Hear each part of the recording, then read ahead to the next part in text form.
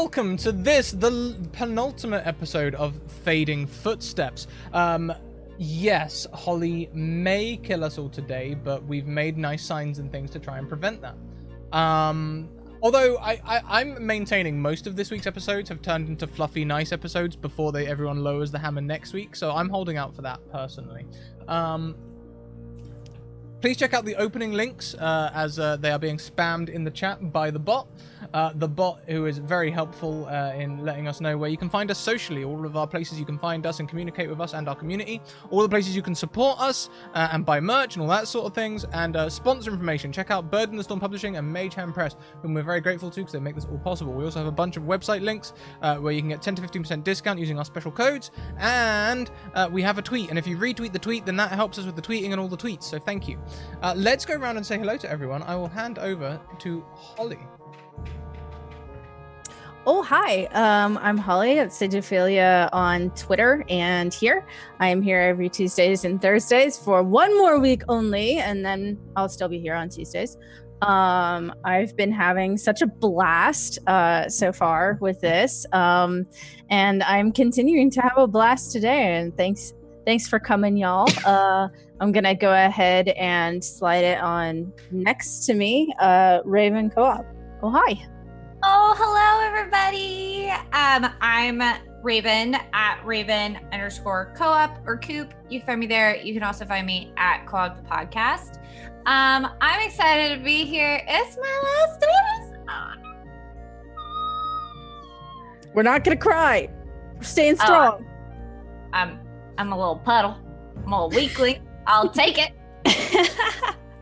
But it's so good, and I've offered up niceties. Yeah.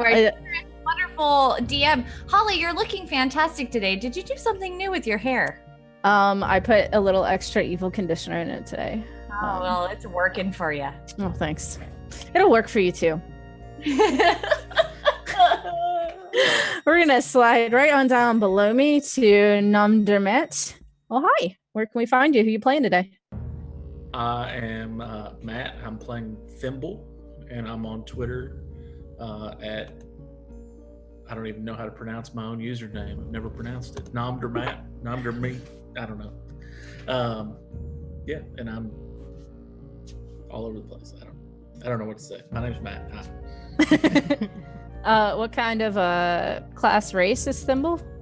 Oh, he's a halfling warlock. Exotic. I'm excited. I'm gonna slide it on over to Quinn. Oh, hi. Hi. Hello, everyone. That's me. Hi, I'm Sarah. I play Quinn, and that was a mistake last week, I guess, but here we are. You can find me at Sarah Somatic on Twitter. I also DM and produce the Dungeons & Dragons actual play podcast, Sacrosanct RP, which you can find everywhere. It's a whole fun time, unlike today. We're going to have a fun time today because, yeah, Holly, your hair looks really nice. Oh, my heart, she sings. And last but not least, Scratticus, where can we find you? Who are you? Well, you can find me on, this little channel on Twitch called Scratticus Academy, where, we try and build a nice safe space for new people. Today, I'll be playing Syntagon, the wizard with a lifetime of problems, most of which he has garbled memories of as, like, two memories of the same event, sort of. And it's very confusing. But he's not really put together how much is going wrong yet. He's still enjoying himself, he's having a wonderful time touring this factory with Quinn, who just recently made him shudder all the way through his body. It was, magical. And Quinn just, there's things. I'm not going to go with the massive compliments today, Holly. I don't think you've got the guts to do anything major, I knew you were gonna mess it up. Why did we let him have a mic? We worked on this, Scrat. Gosh, you're just tempting me so bad. I mean, really, it depends on what y'all do with what I give you, which, speaking of, last episode, to recap, we went into a hole in the ground, and we found a teleportation circle that had a bunch of runes on it, but weren't really sure what runes to activate. And Kuma seemed particularly interested in a particular rune, which Centagon went to activate while Quinn was standing in the circle. And rather than Quinn getting shooped off to who knows where, Kuma body checked Quinn out of the way. Araki, sensing that poor Pupper was in trouble, tried to lunge after, and both of them were teleported off in a flash of red light. We frantically tried to contact them, which we got tearful replies of a very mysterious "I found her," which was very vague and not helpful. And then we tried to scry and saw complete blackness. So we were like, I guess we were just jumping in here, and saw a green light when we stepped through. Ended up in a tavern, had some fun, met some people, decided to go to a lab where we would totally find everything that we were looking for and nothing at all surprising. And then, can you hear us? I can hear you. Woo! Yay! Did it. Holly, finish your recap, and then we'll go and Okay. introduce. And so we started wandering through the rooms. We met a receptionist. We met a hot drow. Quinn flirted with the hot drow. And then You we... could just say drow.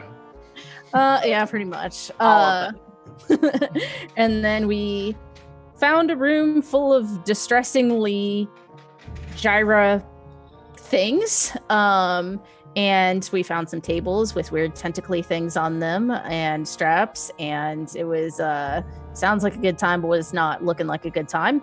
And then Quinn had an idea and was like, you know what? I'll be right back, guys. And went to go see if the hot drow was still there. And it turns out a child was there, which then may or may not have made Quinn's memories shift slightly, making Quinn believe that they needed to bring the child back to the group.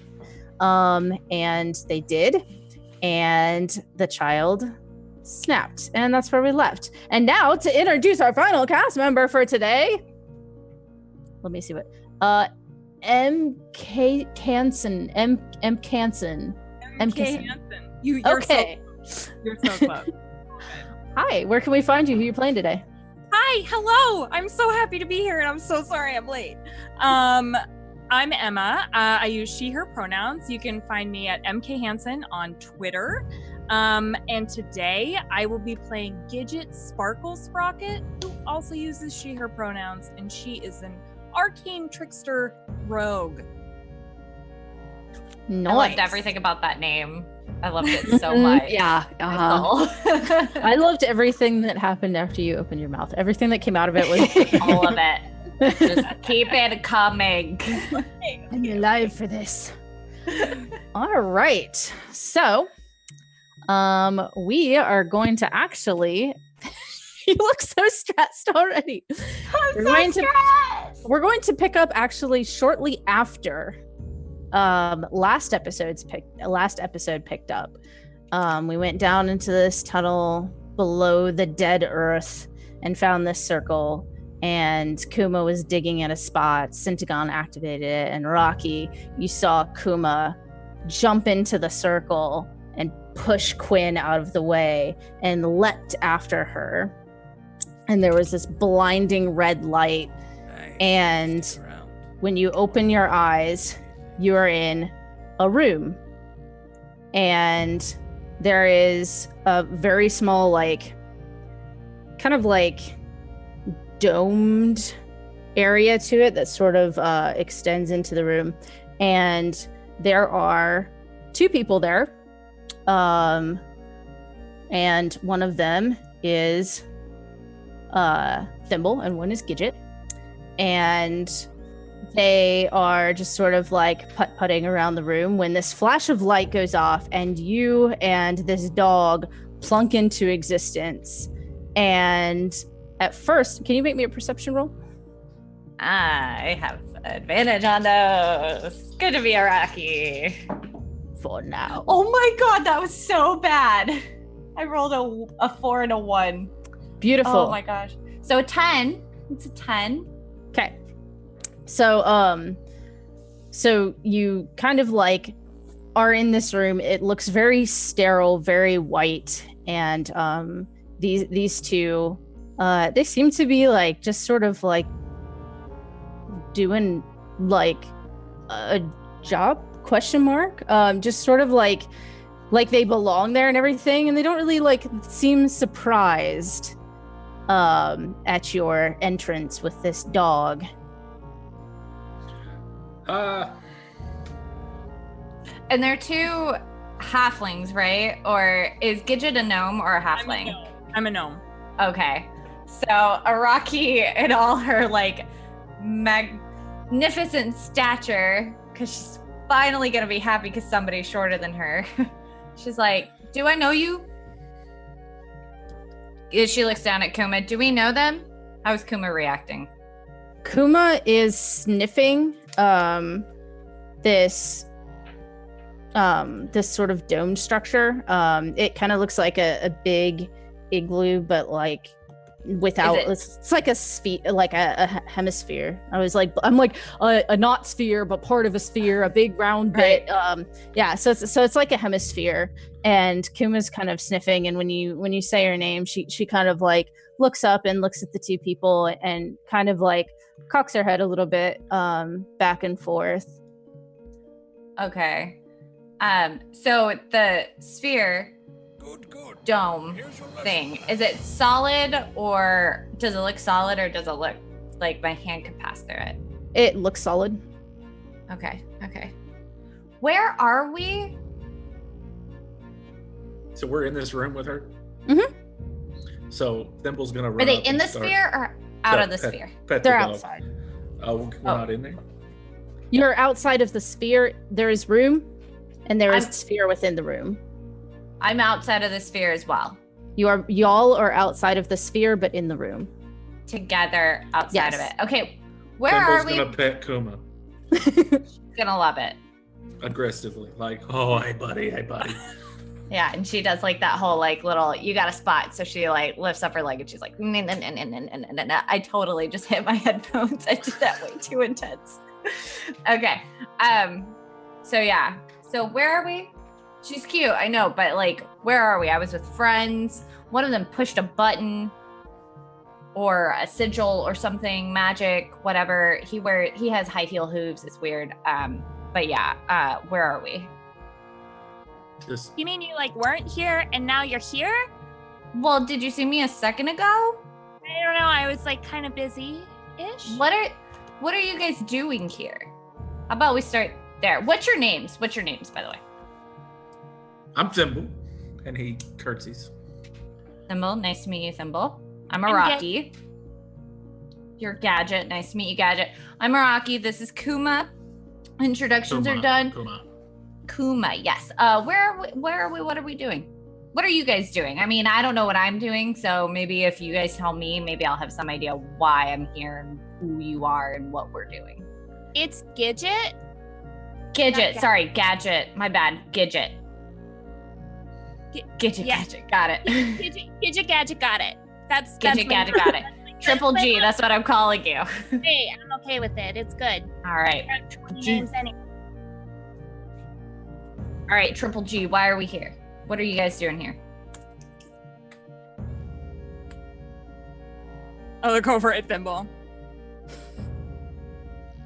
We're taking care of the boss's pet. Oh, yeah, that. Mm-hmm. Okay, a pet. What pet? I love pets, obviously. Is it inside this dome? I believe it's a doggo. Right. Kuma or the pet? The boss's pet? Last pet, right?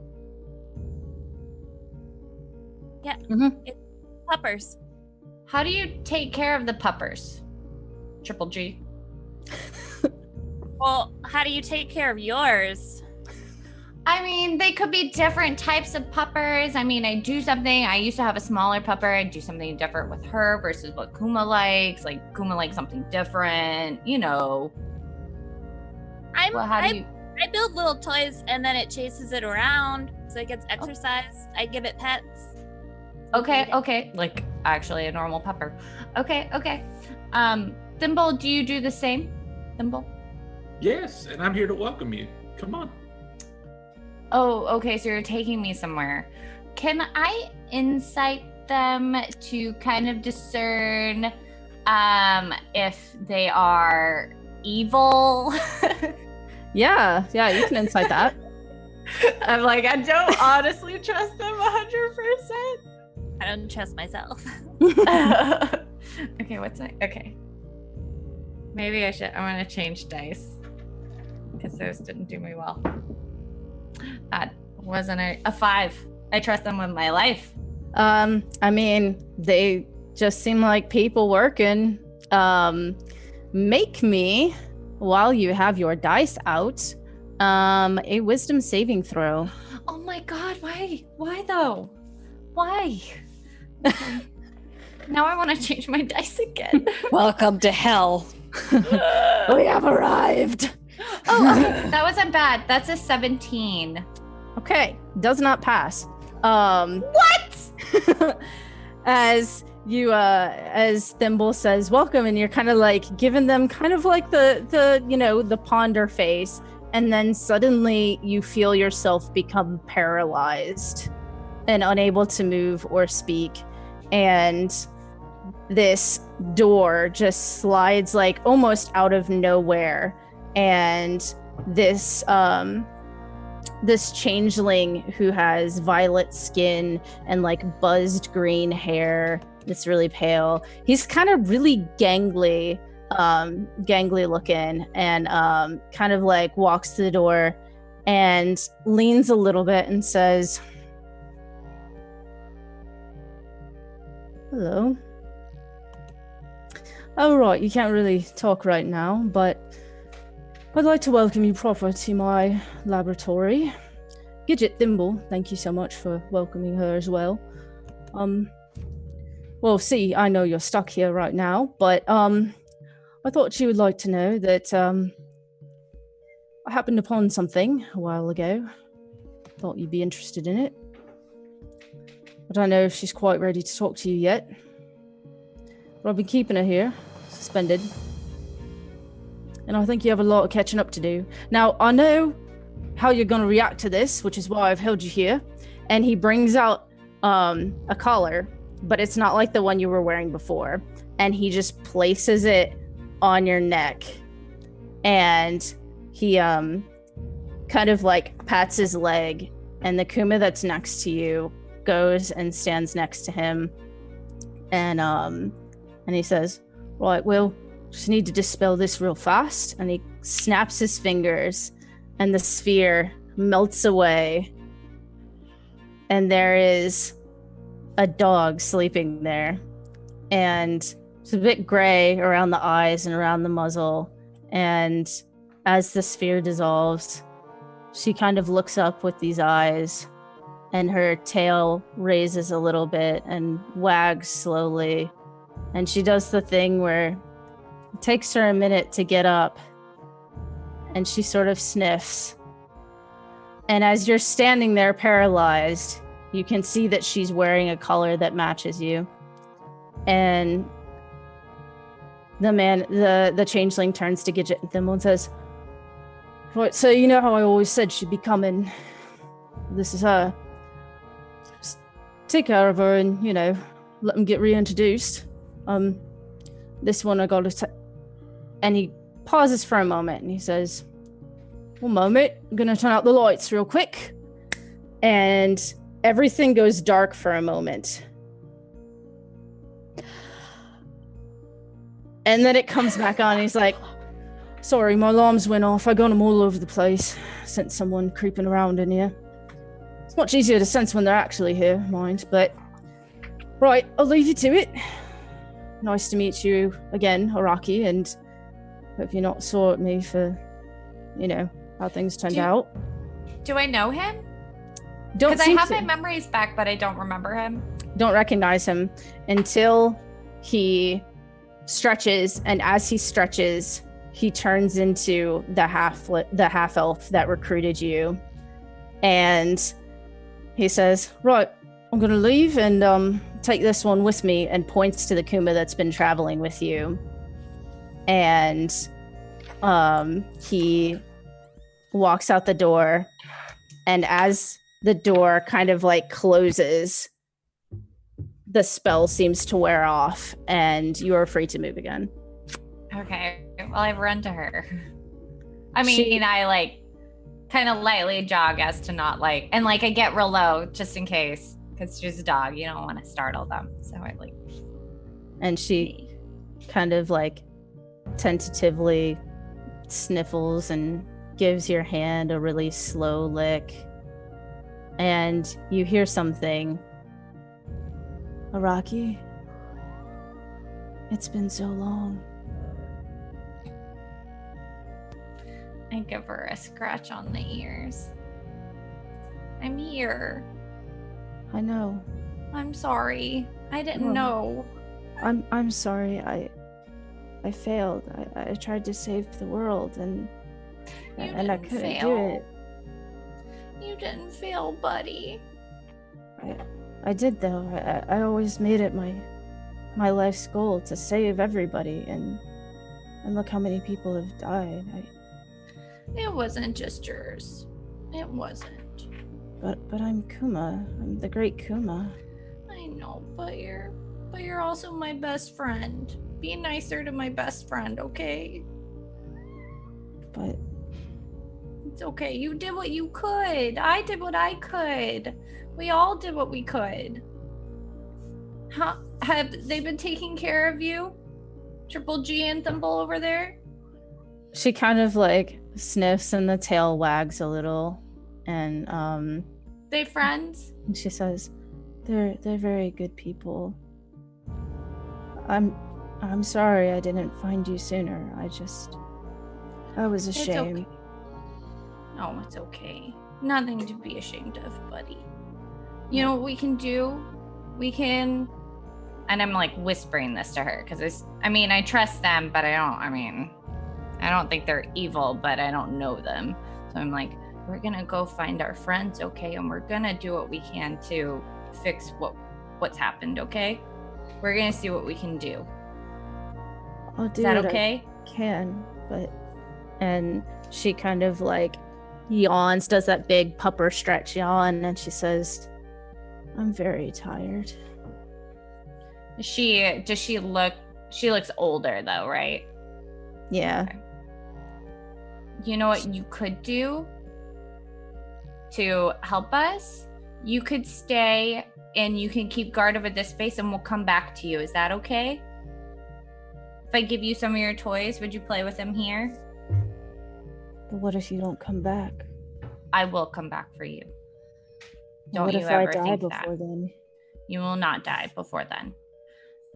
Do I have a thing? I feel like I should have a thing, but I may not have a thing. I don't have a thing. However,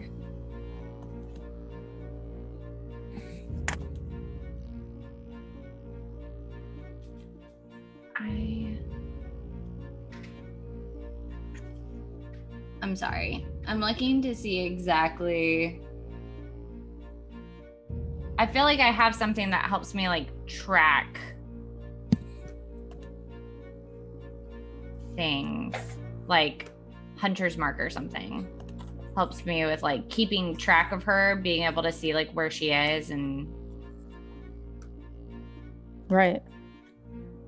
I basically want to do that where I can like sense if she's okay. So I'm like, I'm going to put a hand on her and just say, I'll be able to know if you're okay with this.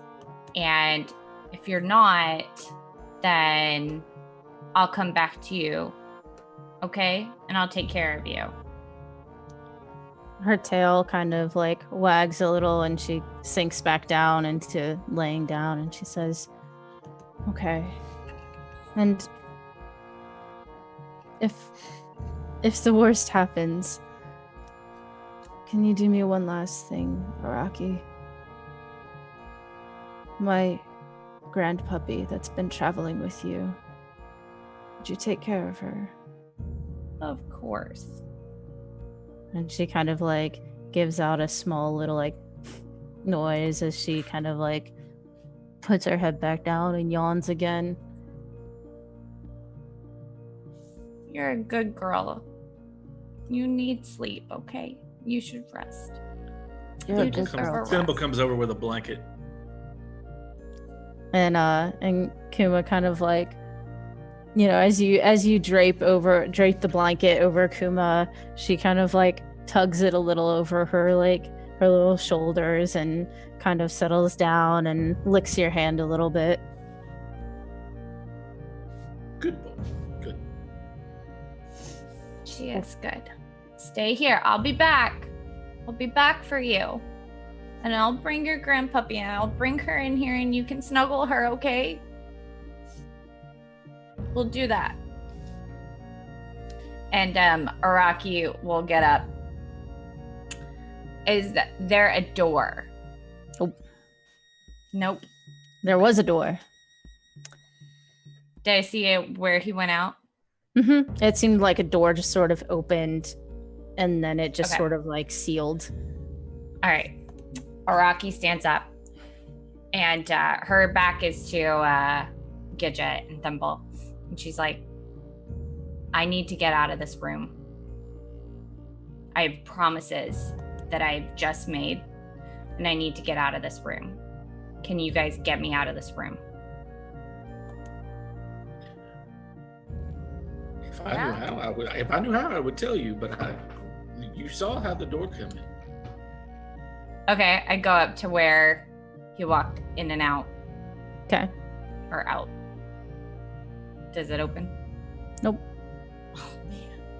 Is there anything on the walls? Anything I can see? There's a leash hanging on the wall. Some of the like pool toys. That were probably hidden from the dome while it was still up. There doesn't seem to be any sort of key or anything. Make an investigation roll for me if you could. Great. Just more rules that you're good at. Yeah, not good at that. That's an 11. Okay.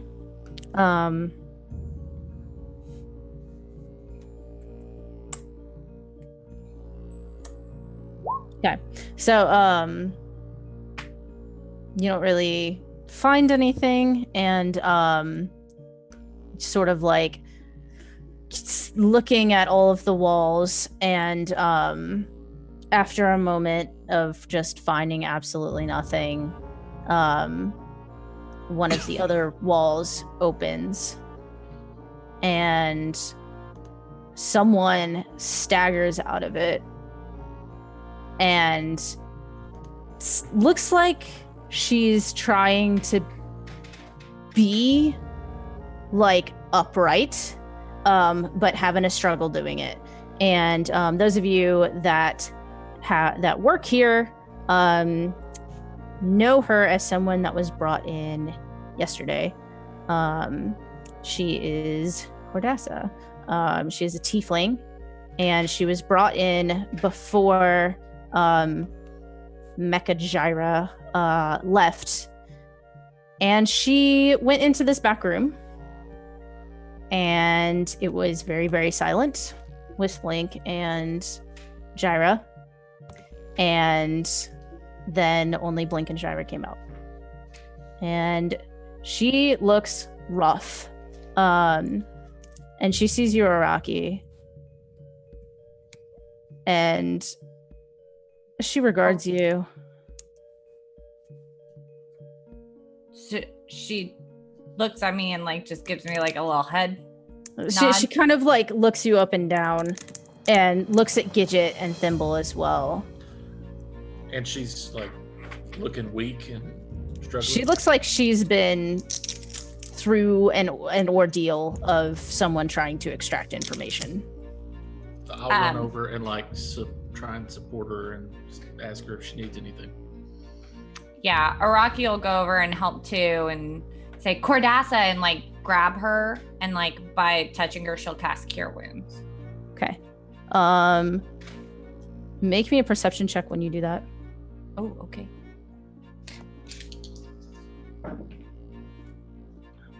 That's a 21.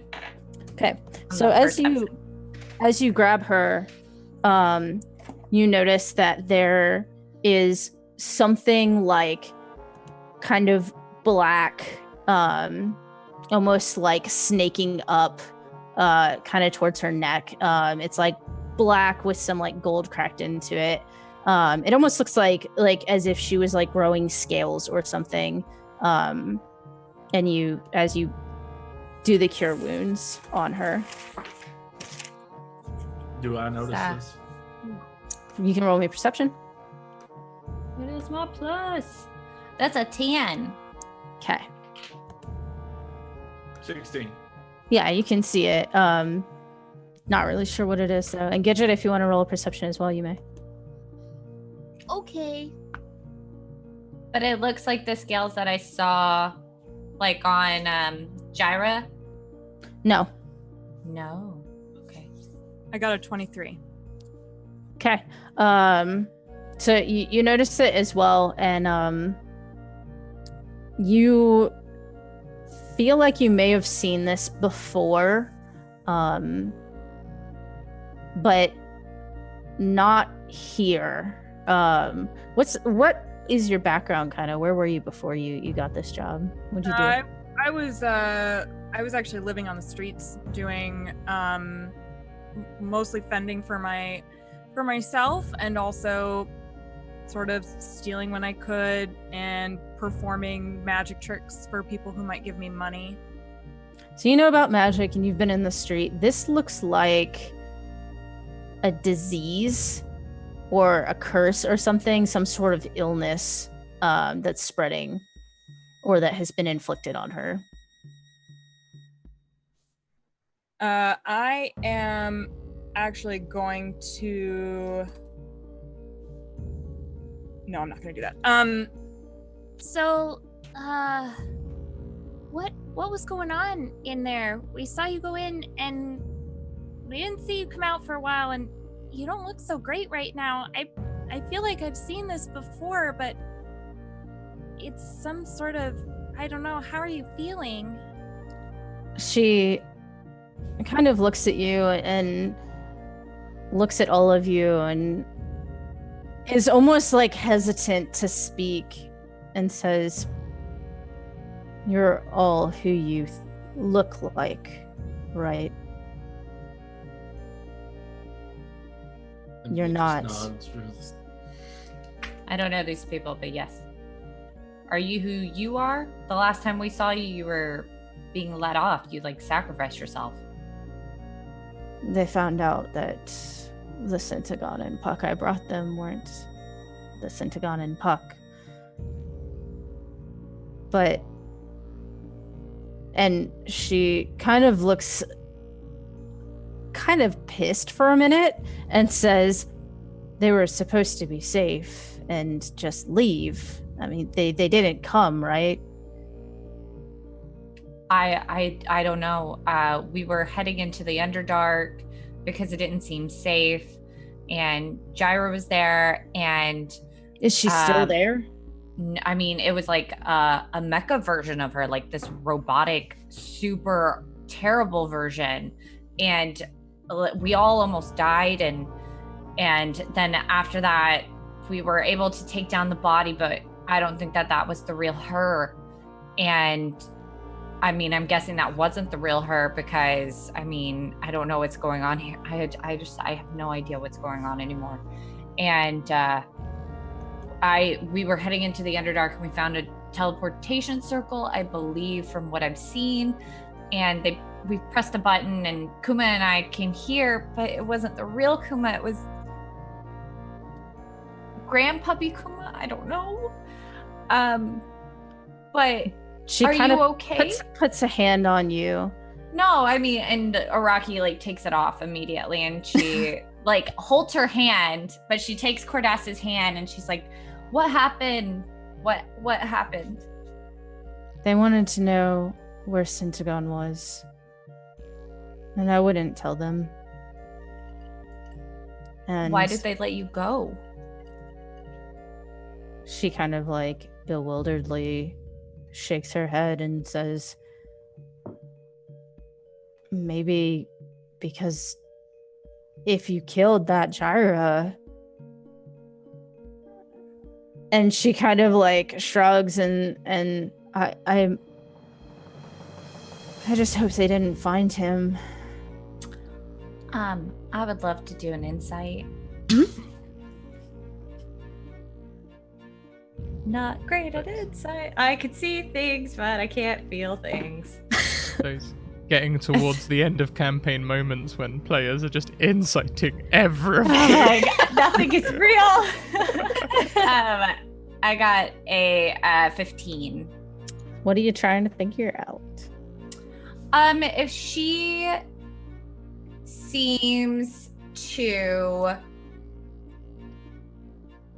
genuinely feel concern for Syntagon in the way that I would know a wife or whatever feels for their boo thing. She seems okay. This woman, looking at her, she's clearly bleeding in places. She has this whatever. She can barely hold herself. If not for Thimble, she would not be standing upright. Her ish is torn and tattered, and there's like cracks in her horns where there weren't before. And she is only expressing concern about this man. Okay. So she seems very concerned about Syntagon beyond what all is going on with her. Like, you ask her, like, how are you feeling? Are you okay? And her first thought is, please, I don't know why they stopped, but it better not be because something that happened with that person. Like, this had better, okay. Syntagon had better not be here, I swear. Do you know how to get out of these rooms? Did you see how they're getting in and out? How did you just get out of this room? My door just appeared. And she looks at Gidget and Thimble and says, can you, or is it just Blink?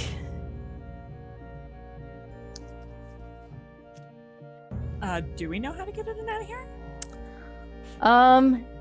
No, but you may be able to roll an Arcana to figure it out. That. Yeah. That's like, I trust nothing that is happening right now. I trust literally nothing. Gidget, would you like to also roll? Hey, 18. I could try, I guess. Oh, not good. Nope. I have not no idea. good. Not good. No idea. So Gidget is kind of like, and Thimble, you're like, it's a spell. I know it's a spell. Like, there's some wiggling of fingers before it happens, and you're kind of like looking at the wall where that's been opened that leads into this empty room where Cordasset was, and looking at this other wall, and as you like have sort of your nose almost like pressed to it, and you're starting to like see where the seams of magic are.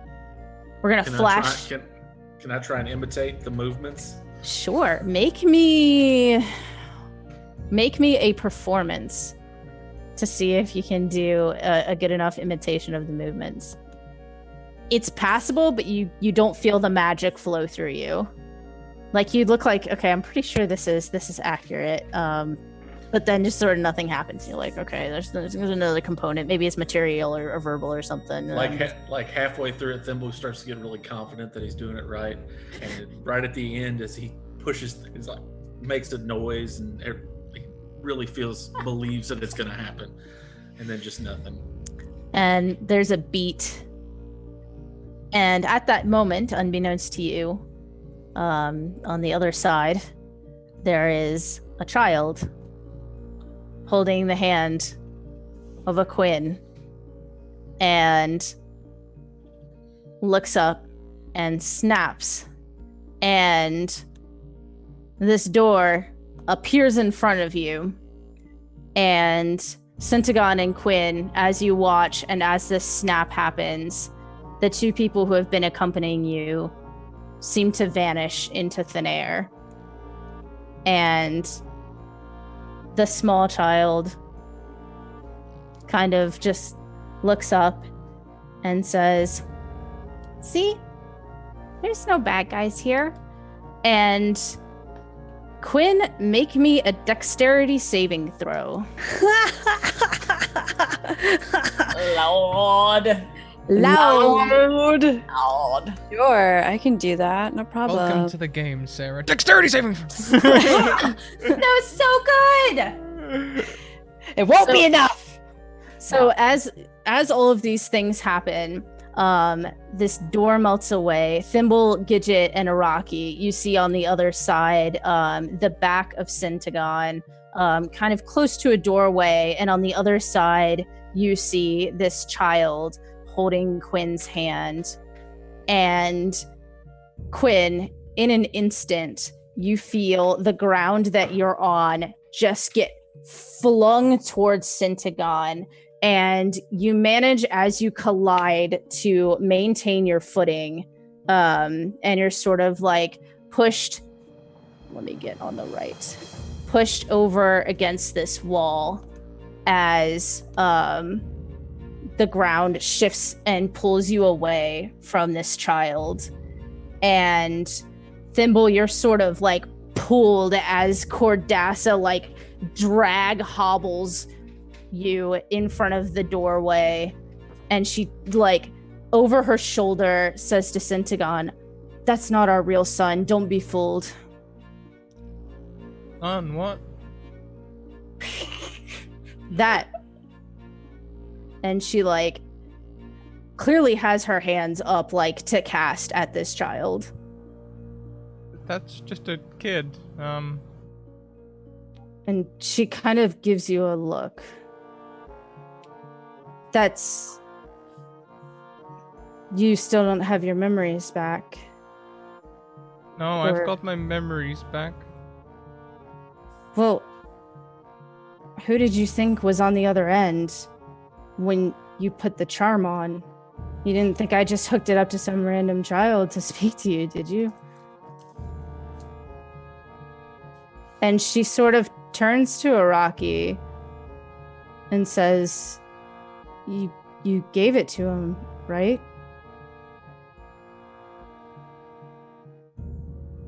And I gave it to you in Coop's house. Okay, now Raven is an idiot. But would Araki have remembered? Because you went on to almost die right after that. Probably not. I'll say Araki may not. I can roll a history check to see if Raven or Araki and Raven even ever remember. Yeah, go ahead. Meanwhile, Quinn definitely, because that's an 18, that's pretty good, has an arm around Syntagon with a sword out. I got a 13. And as she's looking at you, and she kind of looks back and says, and then she sees Quinn and Syntagon. I understand.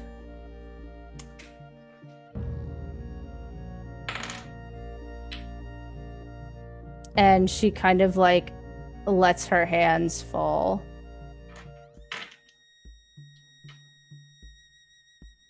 Now, could someone please? What?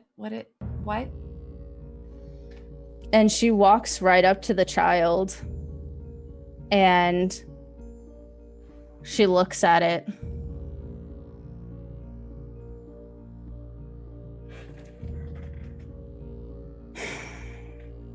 This isn't actually Blink, is it?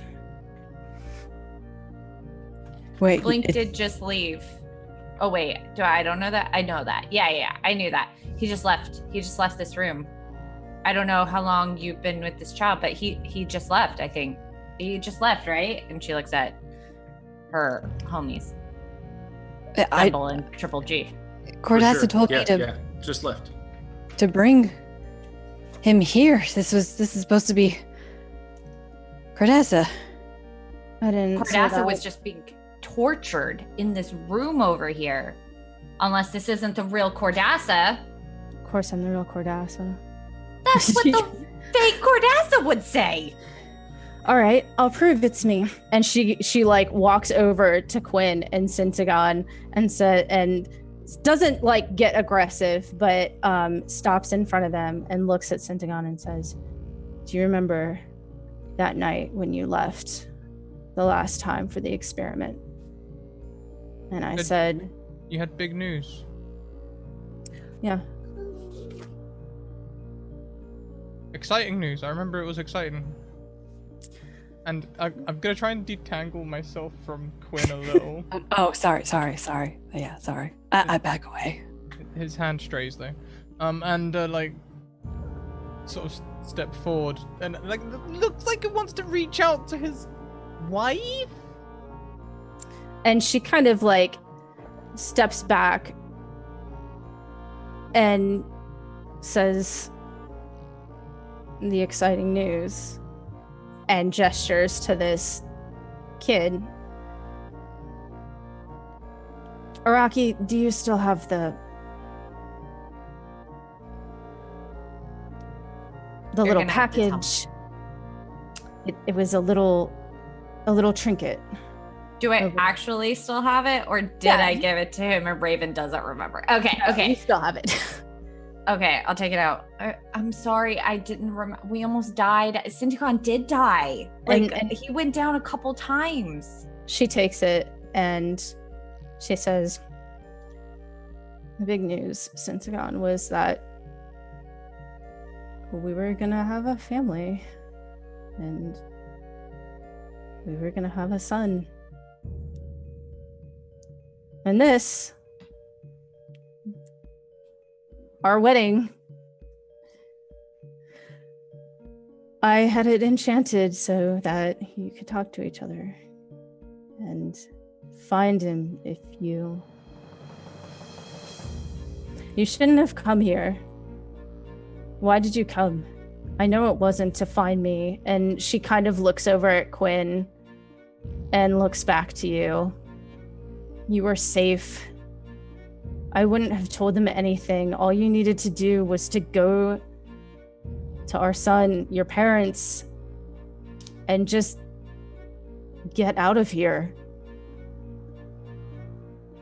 Syntagon looks at Cordassa, looks at Araki, even looks at Gidget and Fimble before looking at Quinn, and then just hits the deck. Just out cold. I'm sorry. Are you and Syntagon a thing now, Quinn? What did I miss in the last like 5 minutes? Does he falls? I don't Yeah, catch he him. falls. He falls. Thimble tries to catch him, but he's too far away.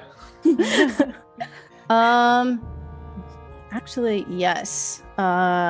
Let's roll dexterity saving throw, I think, is appropriate.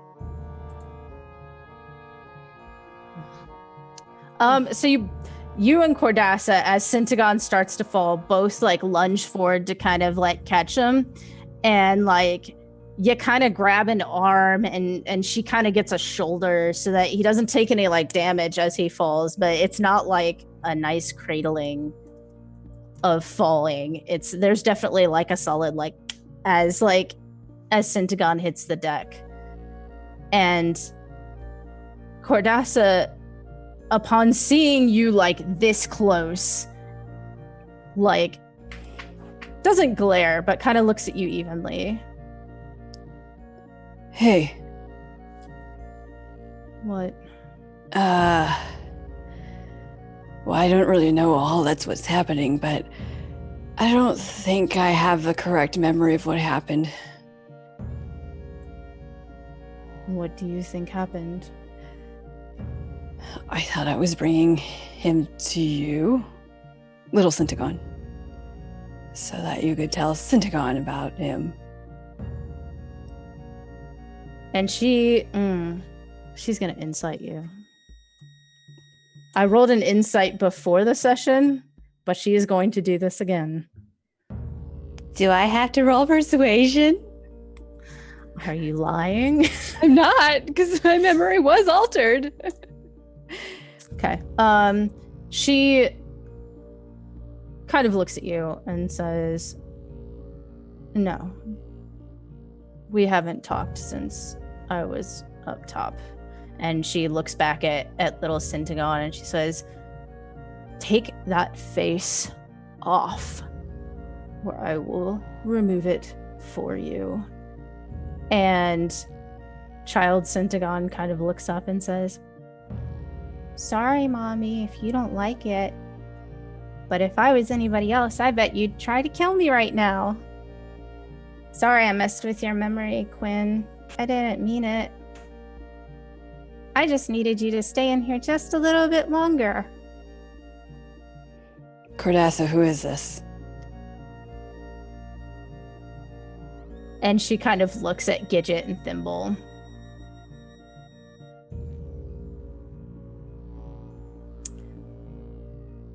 He's their boss. Uh-huh. Do you want me to kill them? Because if you tell me to, I will. It's not even the real one.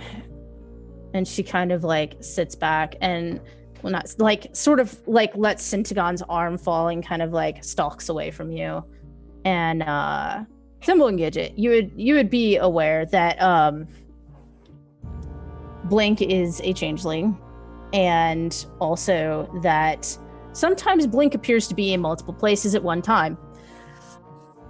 And the child, Centagon, kind of shrugs a little and says, well, she's right. I'm not the only one. And kind of does this. And as he does this, Centagon, you feel like going from, you know, when you have that dream right at the edge of sleep where you like something terrifying happens and you just like instantly awake. Yep. Yeah, it's that. Call that the kick. In Inception. I've seen the movie. Take me back. Look at it, 2010. I don't know when it came out. Yeah, Sorry. Centagon sits upright. Well, I had to wake you back up. I had to tell you congratulations. And as this child says this, they kind of shift into this half elf that recruited Araki and Centagon into the experiment, and says, congratulations on failing the experiment I planned out for you.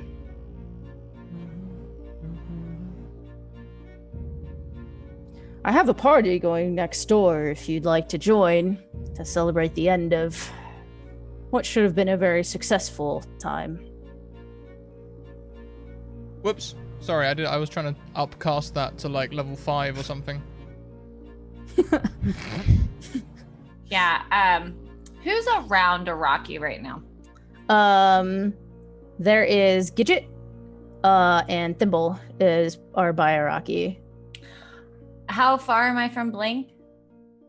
So this is Blink, and the room y'all are coming from is like over here. So Oh, okay. Yeah, I would like to attack the thing though, if that's cool. I'd like to hurl acid arrow at it. yeah, for sure. Does an 18 hit? Does an 18 hit? Hang on, I gotta look up like 5 spells real fast. Don't worry, guys, 5. it's fine. It's not 5. It's just 1. Yes, that will hit. Great. I'm not sure how I'm gonna roll this. I'm upcasting that to level 5. Okay. Which should be 7d4 damage. Okay. There we go. Now it asks me what level. There we go. Cool. Okay. I was gonna say you can just like roll. Oh, it's a terrible roll. Terrible rolling on my part. A mere 17 points of damage on the thing. Yikes. And To be fair, the last time I did acid arrow, I was doing surgery, so. Right. It hits, and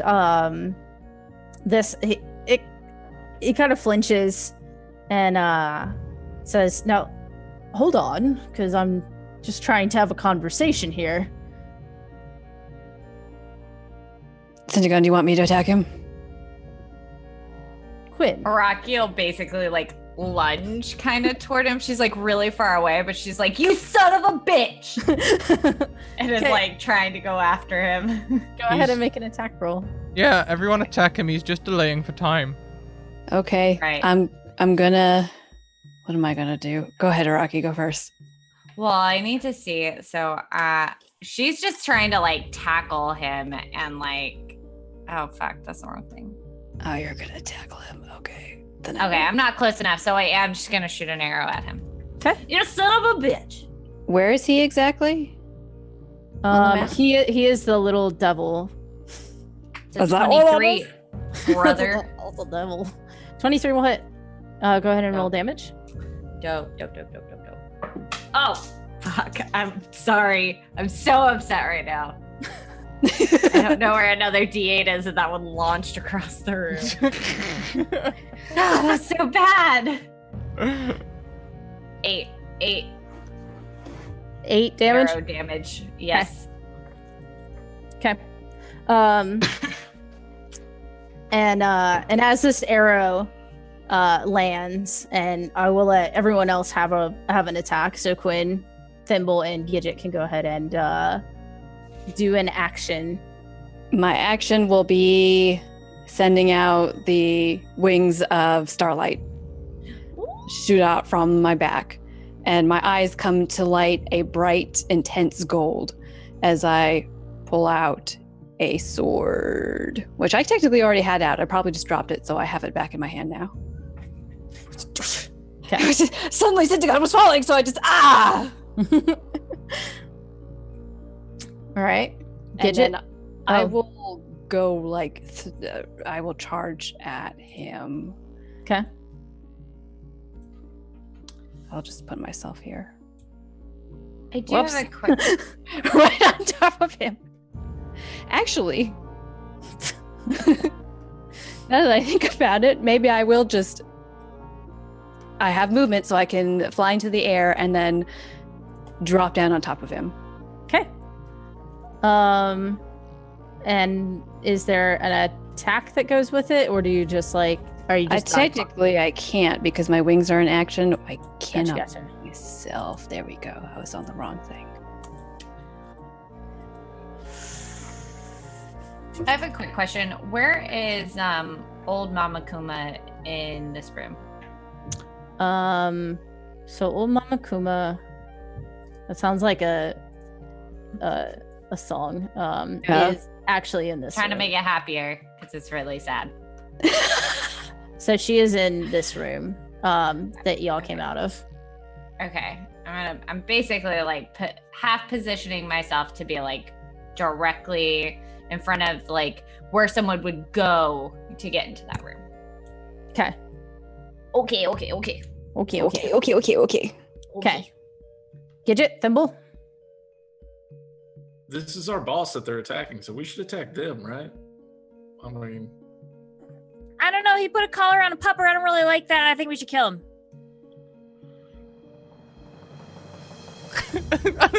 Downed. I'm gonna run it. Down. I love it so much. I just love the regular cast members like fair, you know. Yeah. Not attacking us. Okay, cool.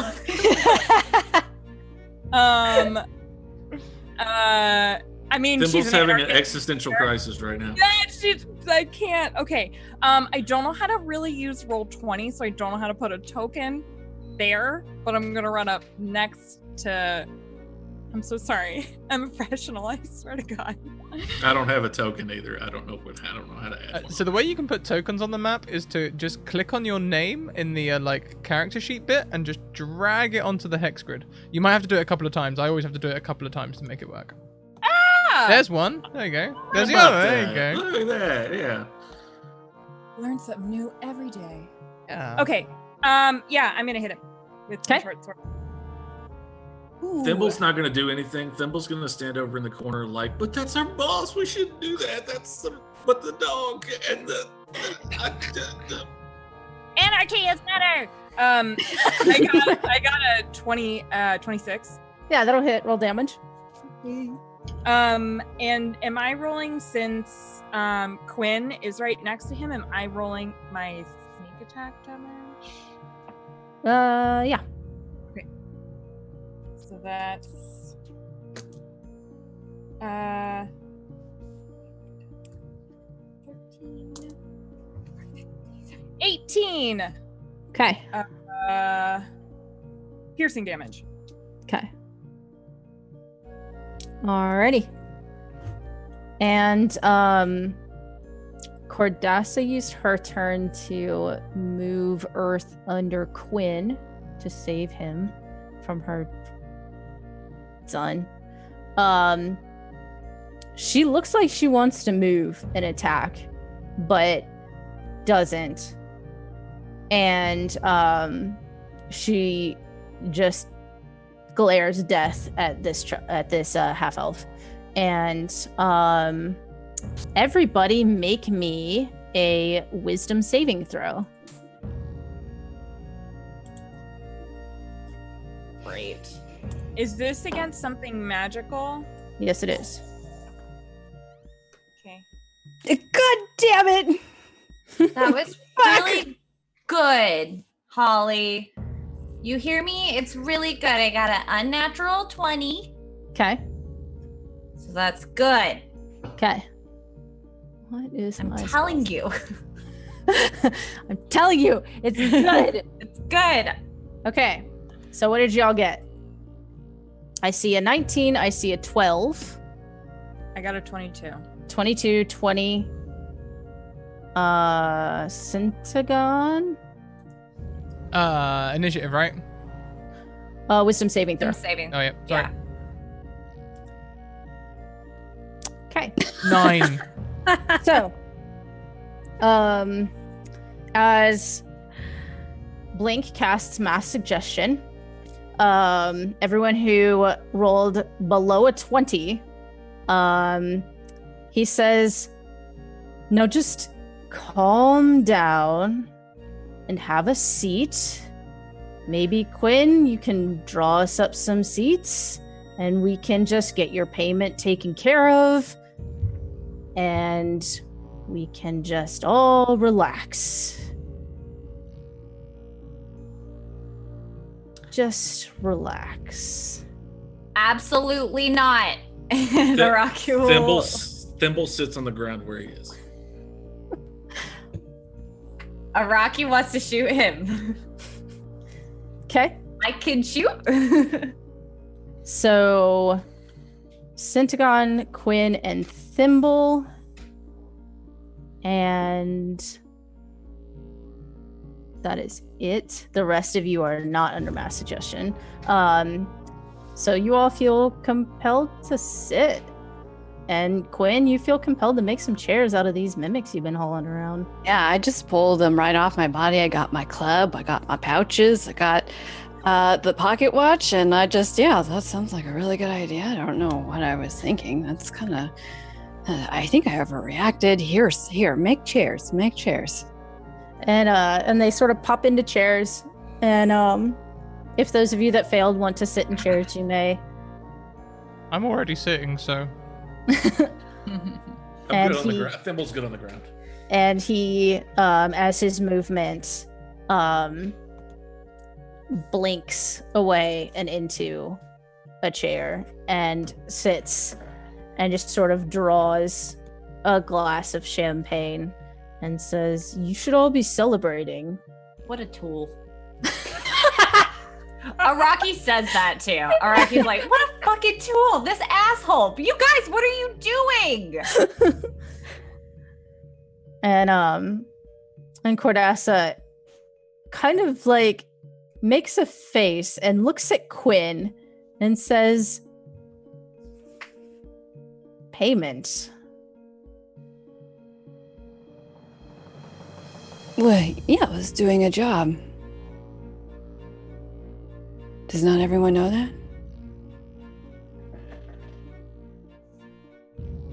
Centagon What is being job is calm. that? Centagon is being calm. What job was that, Quinn? Well, I was just healing all of the mimics so that I could corral them to the next place and create the next scene setup. So part of the act. So you work for these people? I did. I don't think I do anymore. I mean, I kind of... Isn't there like some sort of personnel manual where I probably didn't obey the rules very well? I mean, technically, Gyra wasn't my manager, so I wasn't wrong, but You killed her, I assume. Well, I mean, we killed a device that she was in at the time. I don't think that was her. Oh, thank the gods. And he seems incredibly, visibly relieved. And he says to everyone, now look, you can kill this. I'm not stupid enough to face you all in person. If you want, you can destroy it. That's fine. But I would honestly like to have a little chat. And he will go ahead and drop concentration on mass suggestion. Why don't you come talk to us in person? Because I don't want to die. Test it. No, I don't think I will. I was born at night, but not last night, as the saying goes. So, Quinn, as promised, your payment. I have arranged, as you wish, and he kind of gestures, and you see an illusion of... It almost looks like you're looking through a window, and there's this... it's like this sort of like grotto, and there's all sorts of... Some of it's mismatched furniture, some of it seems to be totally fine. Some of it seems to be like just like trees that don't belong there, and there's like flowing water, there's like some mushrooms, and there is also, if you look closely, kind of like a small circle on one of the walls. And he says, this is your sanctuary that I have created for you in exchange for your services. We couldn't have made this whole thing work without you. And as you can see, the mimics are quite happy there. The ones that I could round up, a lot of them just insisted on waiting for you. And that circle right there, and he points and he says, you can step through it and arrive right outside your parents' house. They can't see it, but if ever you want to visit them. And you two, and gestures to Syntagon and Araki, I see that you've gotten everything off. My thanks again for participating in the experiment. If you would like to join those. And he seems very distracted for a moment and kind of shakes his head. And I had really hoped that it's no matter. Everybody fails. Everybody fails. But if you want gold, Araki, you have Kuma back. I can, I think I'm finished looking at... Yes, I'm finished looking at the other Kuma. You may have her as well if you wish. With Gidget Thimble, of course. Thank you for your employment. Gold that you wish. And everything else I've promised you will be delivered, since I won't have a dog anymore. Oh, boo fucking who? Give me my dog. She's yours. I already gave her... Oh, the other one. Give me both of them. They're both mine. She'll be down momentarily. Would you like her with everything still on, or no? Because she still has Kuma's memories right now. Clean. Give me... She's not Kuma. Stop calling her Kuma then. I did give her a name. She probably doesn't remember, though. Well, maybe she would. I don't know. I'll bring her down once I don't think you'll kill me. I am like 99.9% certain that I will. So... Maybe teleportation would be better.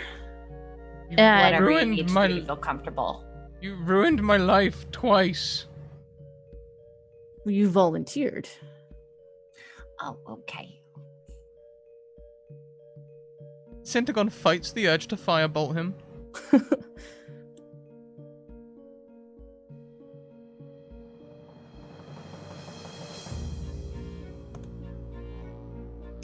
I think he's just gonna stand up and just leave, you know?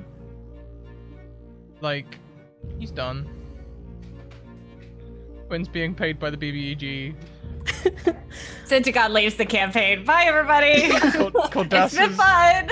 you know, Cordassa, like, is clearly mad because Syntagon is apparently very obviously, you know, interested in someone under the BBEG employ, and he doesn't remember his son, who is like 5 now. So, He's yeah. 2. He's 2. Okay, 2? Okay, that's better than 5. That's such a good vocabulary. Yeah, it's almost like, you know, there's an adult inside of him. Yeah, that's true. That as- should have. So Thimble's employment is over. Effectively, yes. I mean, I'm sure Blink could, you know, find you jobs to do. And as Syntagon, you stand up to start to leave, Blink says, "It wasn't just me, you know." Fuck you. Well, he kind of like gives a look, and if you're fine with just continuing to live like this, I mean, I've learned a lot from this run through. I'm sure next time it will go better.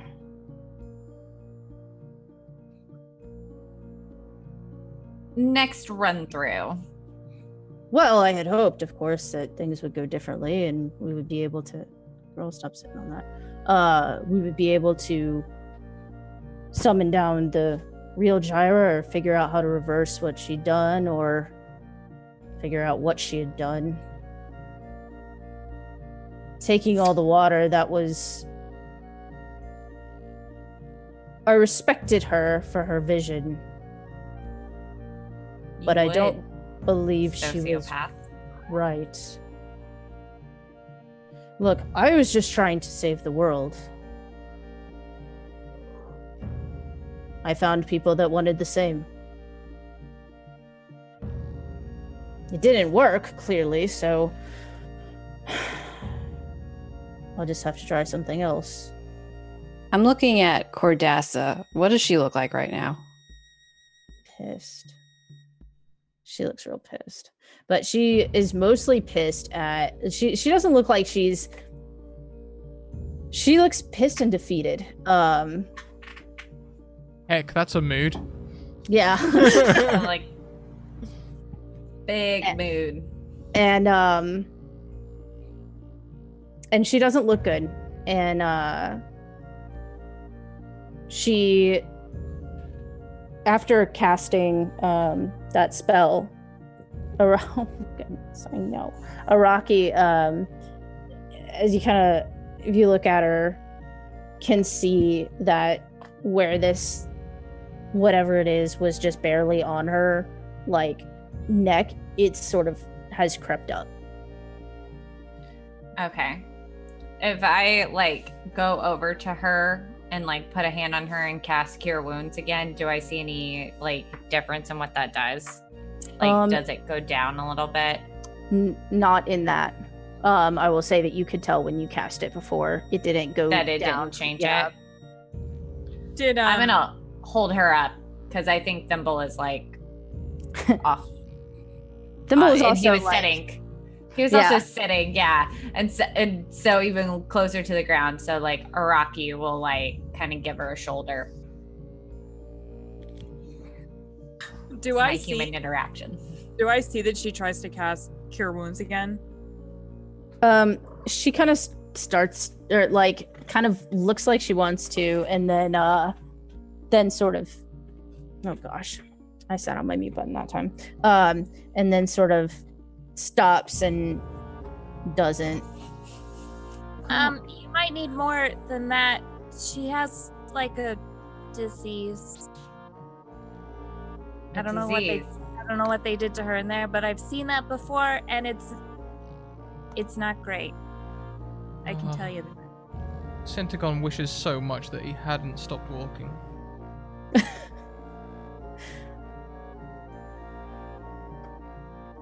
Quinn will go up to Blink. Probably still has wings out, I would think. They haven't gone anywhere yet. But asks Blink, you said they volunteered for this. They did. Did they know that this was what was going to happen to them?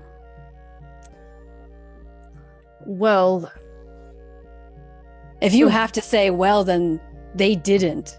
This isn't consent. I told them that I needed their memories. Things, I think, got a bit out of hand once I made or tried to make Gyra. I did not do that well. What are you really trying to do? Are you trying to find answers? Or are you trying to be the end again? I'm trying to fix things. I want the air back.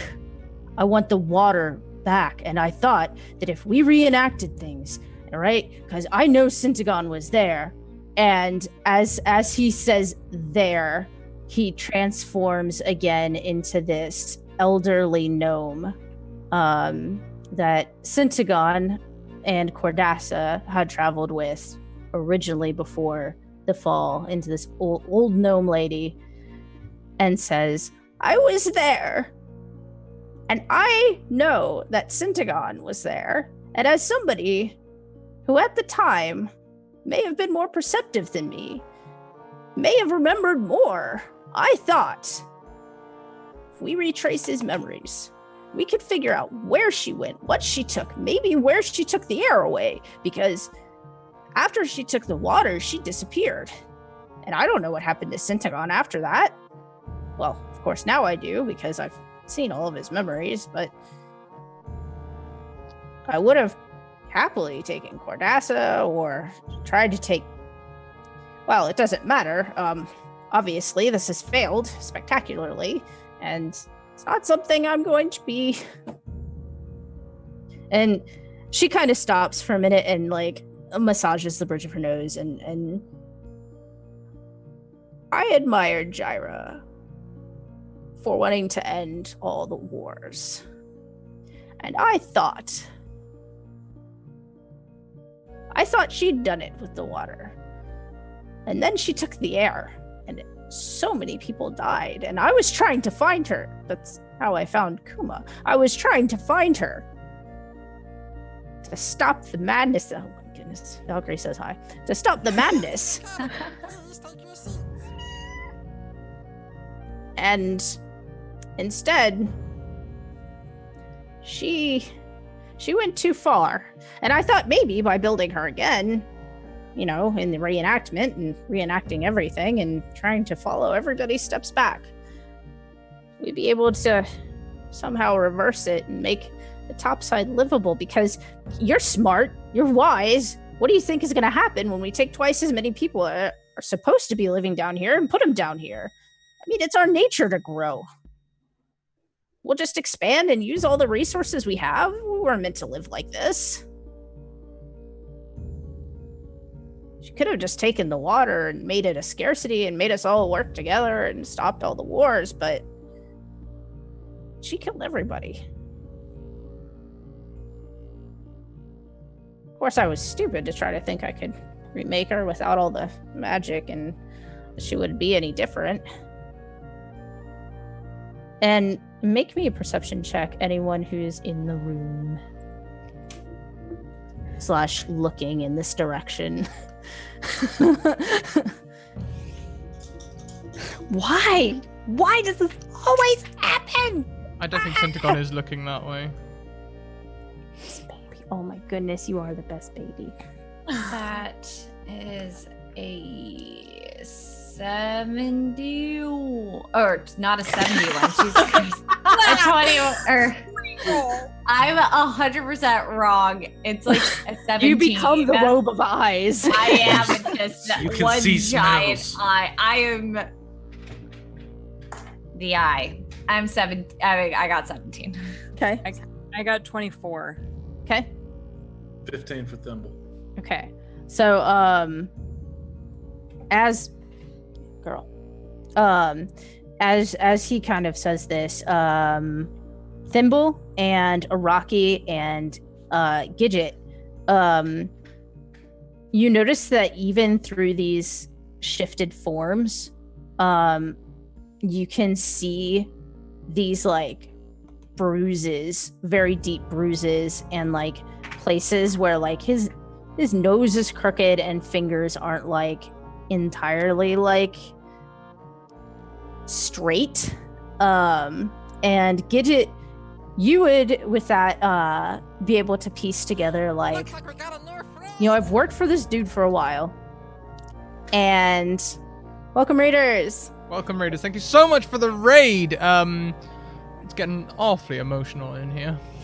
And you've heard these noises when Blink and Jyra went into rooms by themselves. You've heard her scream and yell, and you've heard things crashing.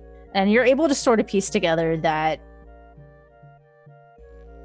all of this injury, this clear injury on this person that is even staying through the shifted forms, was inflicted by that lady. That lady, but it's not the actual Jyra, right? From what he's saying, like we can't find her. Correct. Who's playing Jyra then? Who was the one torturing Cordassa And besides you? the gnome kind of scratches her nose and, totally not getting cat hair out of it, and says, well, you know, that's the thing. When you make something and it gets a life of its own,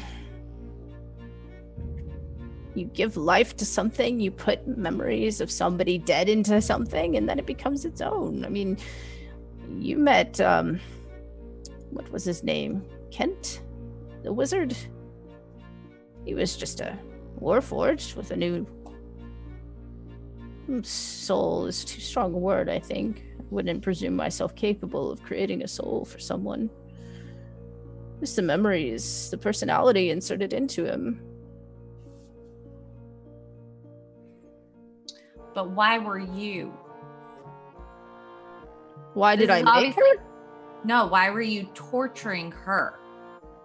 This isn't a part of your fantasy. Like, you were in there with her. You went in there with her. Why were you allowing this? I didn't want to. But you must understand. She was very strong. Oh, boo-hoo. Oh, boo-hoo. Little key cat. Sorry, no. She was saying hi. She's your creation. And you were torturing her. So tell me the truth right now. Why was that necessary? If you just wanted to make the world better, you were just looking for Syntagon in your imaginary, made-up world that you've created, that you helped create. So why? Why did you do this to any of us? Wow. Why are you telling me right now that you're not a bad person? You were just trying to do what was best for the world. Tell me. Tell him. Sorry, go. No. Get it out, girl. While Araki is saying this, I'm gonna walk up to him, attempting to look casual, and I'm gonna go up and try and find one of the bruises, like close to his legs, because I'm real short. And I'm gonna press on it really hard while she's saying this. You need to give these people some fucking answers, asshole. And you need to stop putting collars on things that don't need them. And that includes people. And he kind of flinches away but like lets you do it and kind of, well, not torturing people, and kind of gives you a measured look and then shrugs, and Blink the Changeling sits in front of you. And you can see there is massive damage to this person. Araki, when you saw him before, looked fine. But now looking at this person, you can tell there's like probably some ribs out. Wearing a pretty tight outfit and not looking good. And kind of, well, answers. So, my name is Blink. And you're right, I shouldn't have tortured her, but I think I can take care of it all, honestly. You have to understand. I suppose you don't. I'm not saying I'm a good person. Because you're not. Bad people try to do the right thing every now and then. I've done enough sinning in my life to account for more sinning than anyone else has done. That being said, I also don't want to die. But now, let me see your questions. Why am I pretending to be a good person? I don't think I'm pretending to be a good person. I think I'm trying to survive. And I'm trying to create a life for everyone else. Furthermore, why did I torture her? Well, to find him, because she wanted to find him, not Cordassa, Gyra.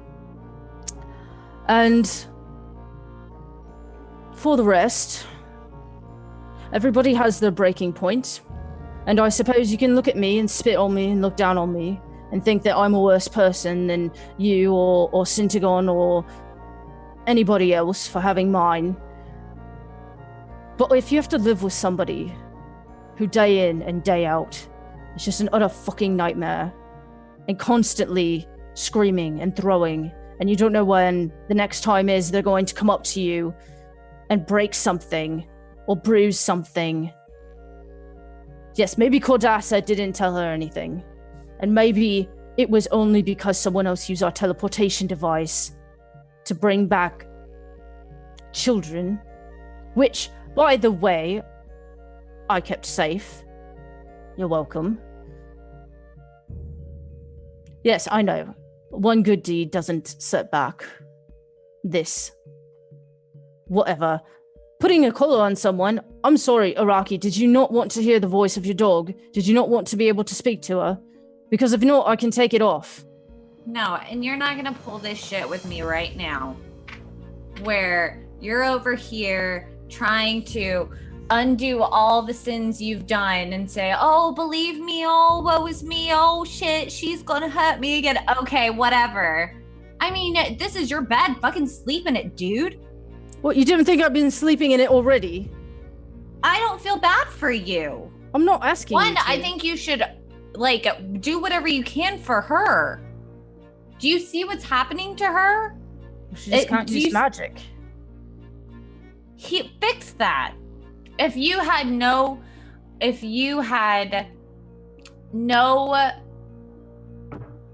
didn't want this to happen, you would have already healed her. So you're not a good person. I know you don't think that you are a good person, but you are my villain. You're a villain. And I will stop you. You are my villain and I will stop you. Was I a villain when I saved your dog? Okay, stop talking about my dog.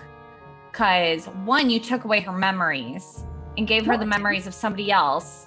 Kim has been here this whole time. She should be resting. She should be resting. You've kept her in a stasis to suffer, to use it over whomever you can, including myself. You're not doing it, for the betterment of what you're doing here. You're fucking trying to manipulate everyone. And you're doing it with the love of my life. Literally the best thing that's ever happened to this world. Literally a dog. You're doing that. and you think that you should be the hero because you saved her. You didn't save her. You didn't save anybody. Look, you've saved literally 0 people right now. You're right. I know. But, Thimble, Gidget, how have I taken care of this dog? Okay. Swear to God, if you keep talking about my dog right now. Well, I'm just saying. You say I don't take good care of it, and yet there she is, still alive. Well, So that means Thimble and Triple G did it. But to be fair, you didn't take care of the dog. We took care of the dog. They did. Thank you. right. But how much did I pay you? Okay, Oh, listen, fuck off. Mr. Gaslighter. Okay, let's just slow your roll just for a hot second here. Okay, we were taking care of the dog. Yeah, you paid us. Great, thanks so much. But I'm feeling a lot of tension here that you caused. Well, whereas technically, when you think about it, Don't technically any of us. clearly you have no interest in anything I have to say.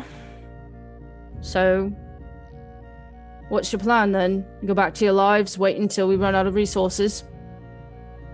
Just the slow death takes us all. Is he just sitting in a chair? Mm-hmm. Okay. I am already kind of like in front of him, so I'm going to go up and I'm going to put a foot between his knees on the chair and I am going to punch him. Okay. Square across the jaw. Okay. Do you want me to roll for it, or is he just not going to avoid it?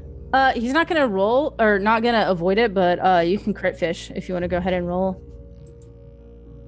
Oh gosh, I have to do, because I have I have the belt of strength now, so I will do oh shoot, I don't remember how to do the typing one.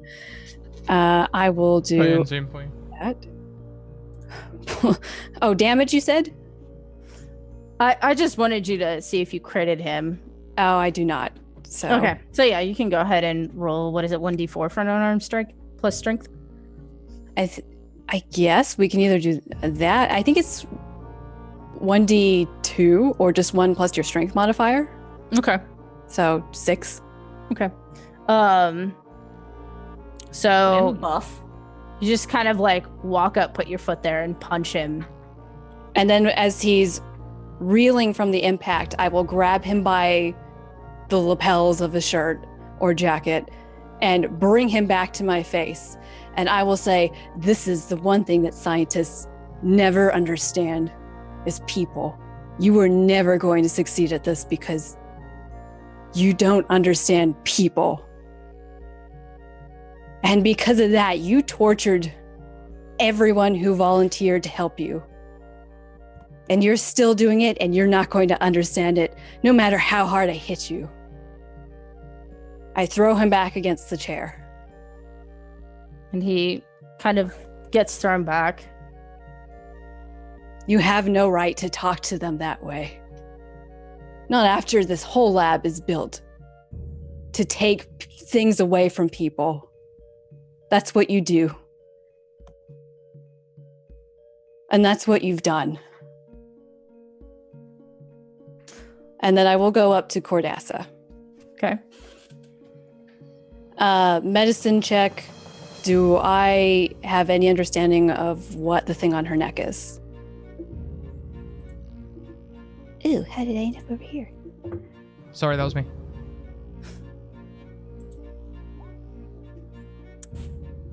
Looks bad, but not sure. Doesn't look illness or injury-ish.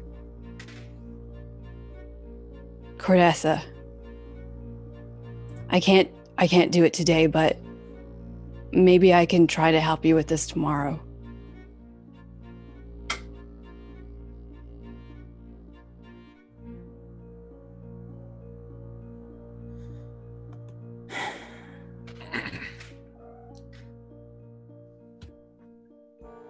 And she just doesn't say anything.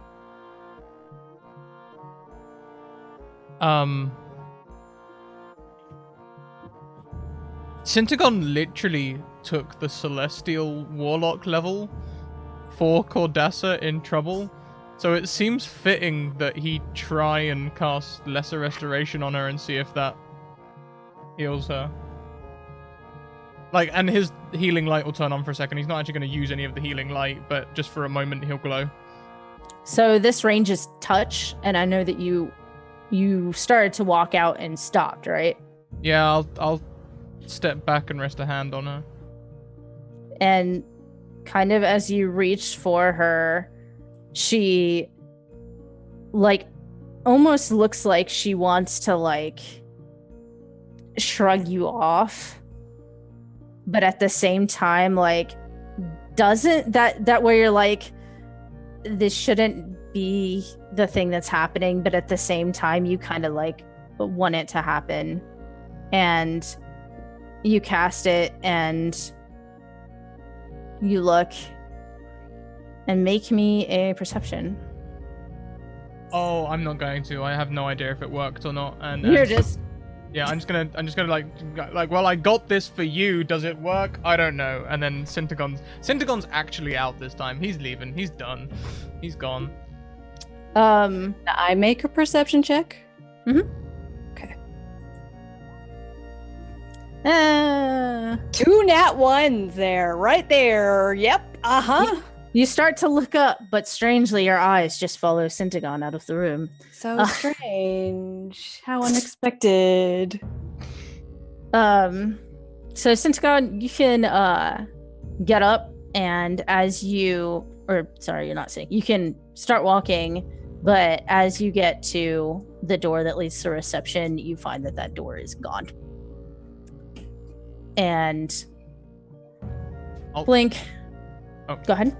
I'll cast knock at the area of the door where the door should have been. Doesn't work. I mean, there's nothing appears. Uh-huh. Mm-hmm. And in the room, Blink kind of like assesses and kind of, well, not understanding people, right? I can't make you believe I did what I did for any good reason, and I don't think I can make you do anything, nor do I particularly want to. I asked for help. I got volunteers. Maybe things got a bit out of hand. Apologize for that. Right, the other dog should be back with the first one. Kuma should be with the other dog, whatever you decide to name it. And I'll just see myself out, I suppose. Thimble, Gidget, again, thank you for taking care of everything.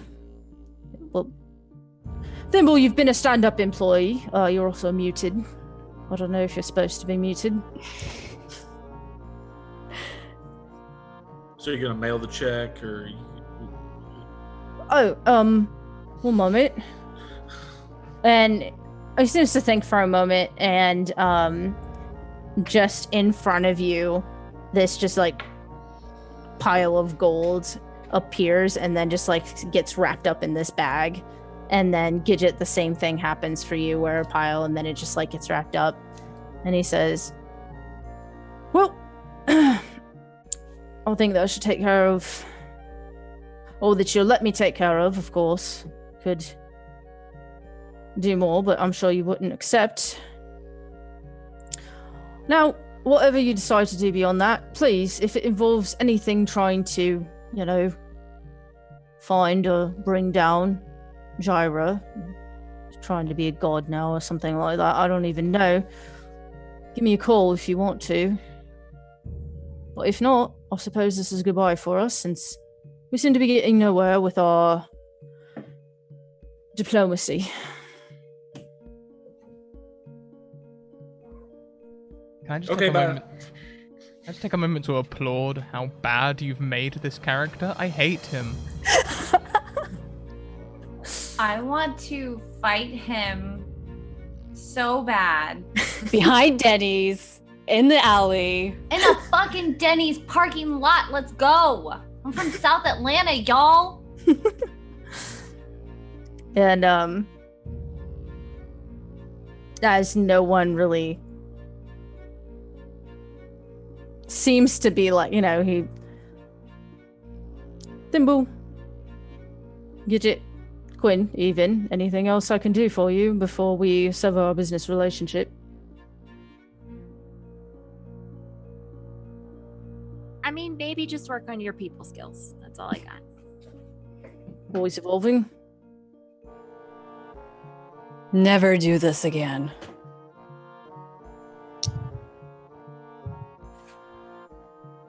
I love this exit interview that you guys are doing. Rate your professor. Yeah. He sucked. He was hot, but I hated him. 5 peppers, 0 out of 5. That's a call out post. I don't want to hear it.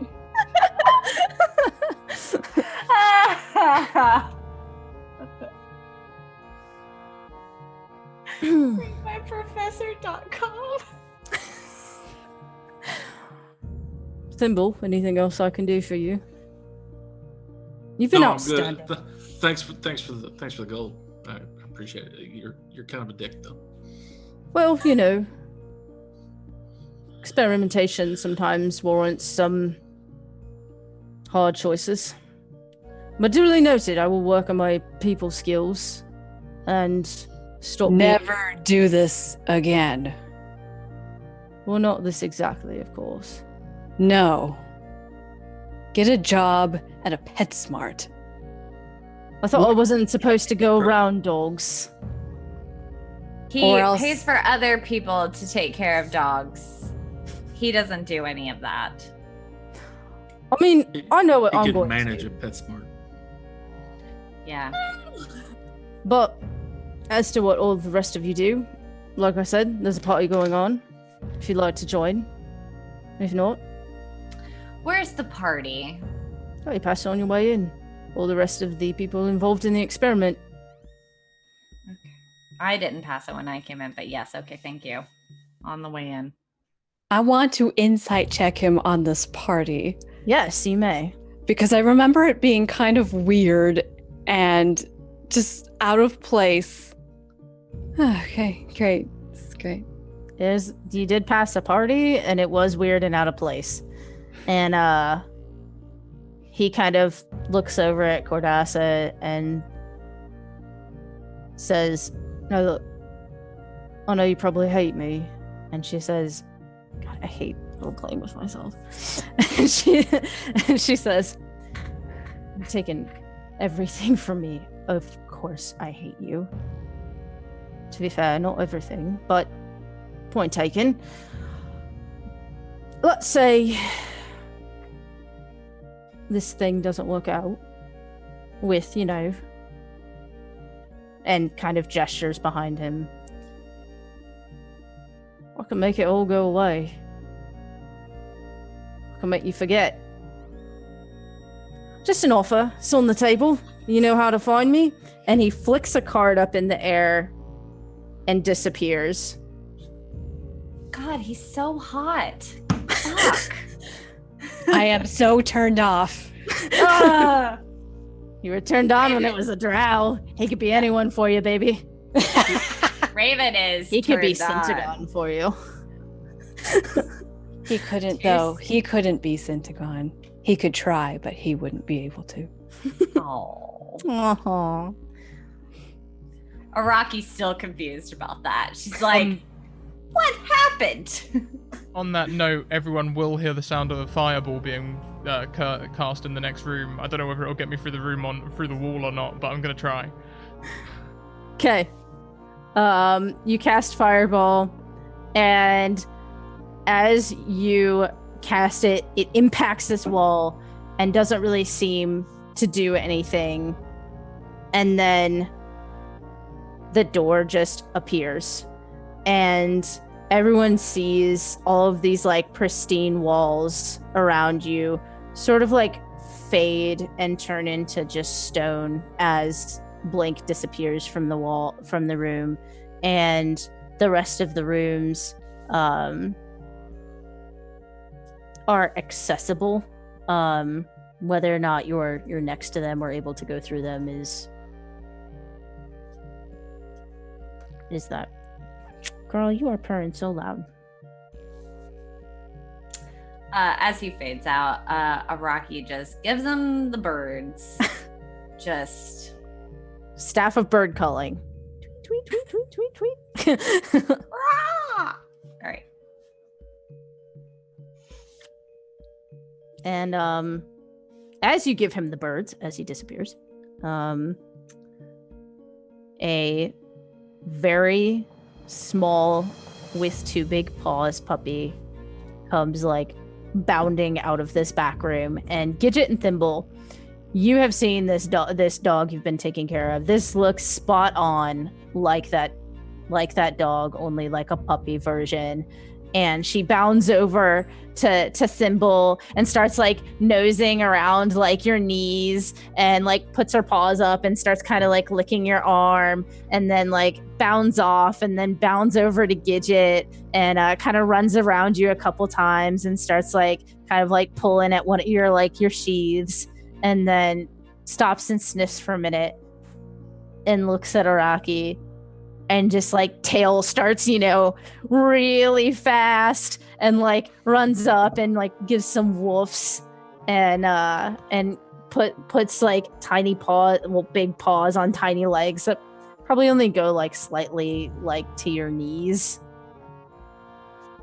Yeah, Araki will bend down slightly apprehensively, and it'll get like too much, so she can't like help herself, where she just kind of like holds her and just obviously she's doing like she's licking, she's squirming, she's doing all the things, and she will grab her like really tight and then put her down and then get up and go to the original Kuma. Okay. And hopefully the smaller Kuma puppy will follow her. She kind of does. She like stops a couple times to like sniff everybody else and wanders through, and when you get to the room kind of like bounds up and kind of like play tackles the older Kuma, but does that thing where you just sort of like skid and roll over and kind of starts tugging on an ear. And the older Kuma is still there and seems to mostly just be sleeping through this as old puppers do. Yeah. And Cordassa walks up to Thimble and Gidget and says, "Thank you for your help and for sticking up for me. I know that we don't really know each other." And she's kind of taking stock of you, trying to judge, are you good guys? Wish we could have done more, but he was, paying us. So we had a deal. Couldn't break the deal. Felt bad. I suppose life is rough all around. There's no good choice, really. When she looks really distracted for a moment, and what will you do now? I'll probably go back to my old life and try and find my family and my flute. I used to have a flute. I don't know what happened to it. I think somebody stole it from me. Gidget looks very guilty. No.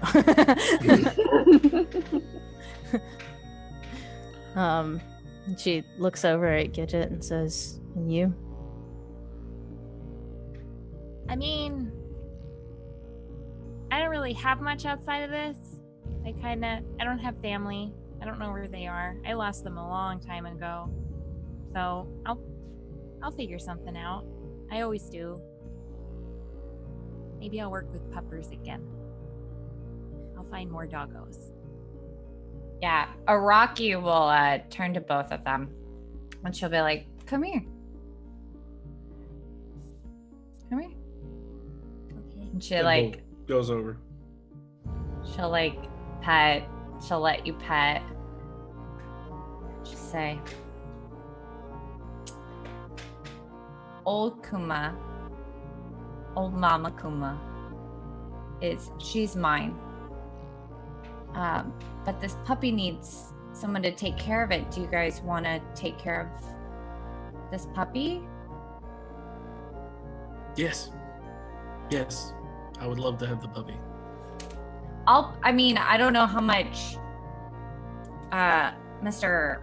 Money Stacks was paying you, but I mean, if you want to, you can have her, or if you want me to pay her and like, I'll like keep her kind of close to Kuma and like take care of her. It's a her. I'm gonna guess it's a her. I think it's a clone. Whatever. You can. I'll pay you if you want. I You have want us to be your dog nanny? You could be my dog nannies. You can help me take care of them, and I think that there are a lot of other animals out there in the world that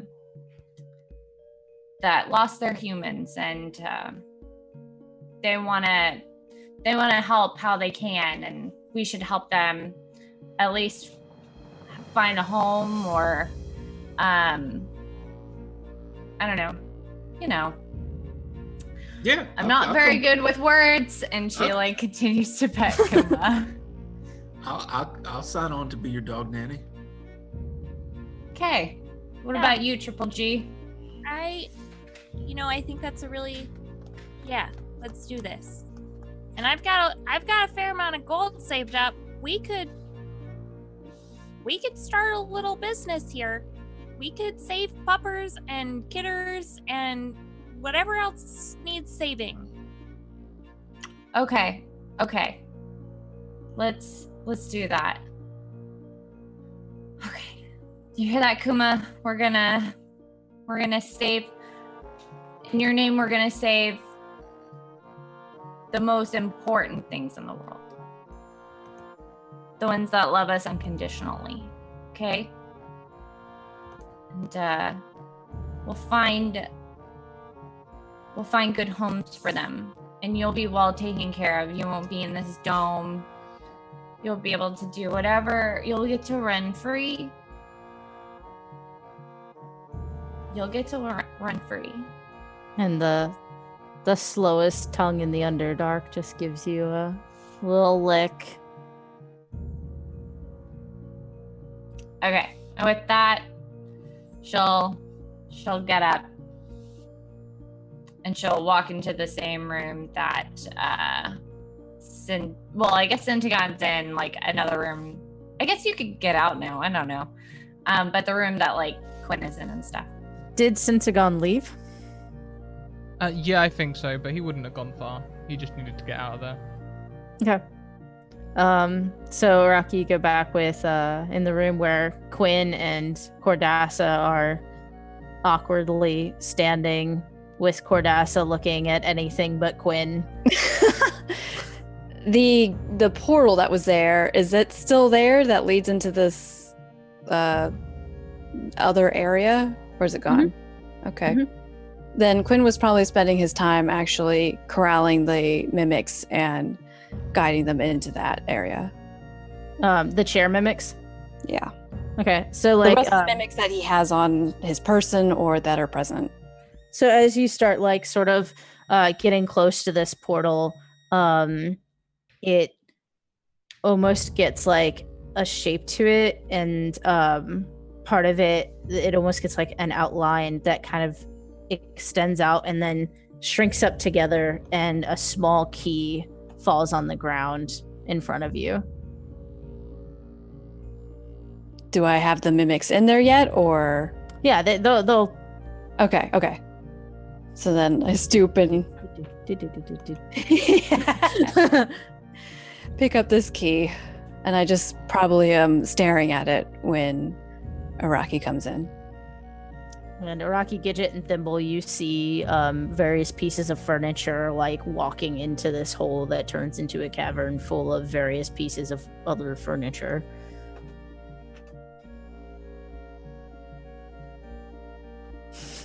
Araki will look at Quinn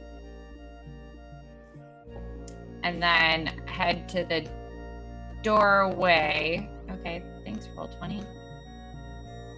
Head to the doorway. I just want to see where I want to get a view of Syntagon. Okay. So as you go into, I'm just making yellow dots on the screen. As you go into the next room, there is a big window. This that's marked blue. And as you pass through it, you see where a small it looks like a two-way mirror that you can't see through, but a small hole of it looks like an actual window, and you can see people moving beyond it as you pass by.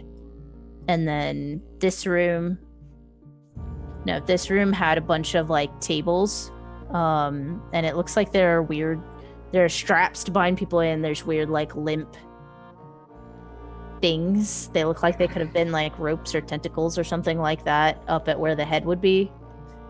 They are not moving. And then in this room, there are 3 really comfortable looking chairs. 4, 3, 4, 4, 4. And then this looks like a reception area.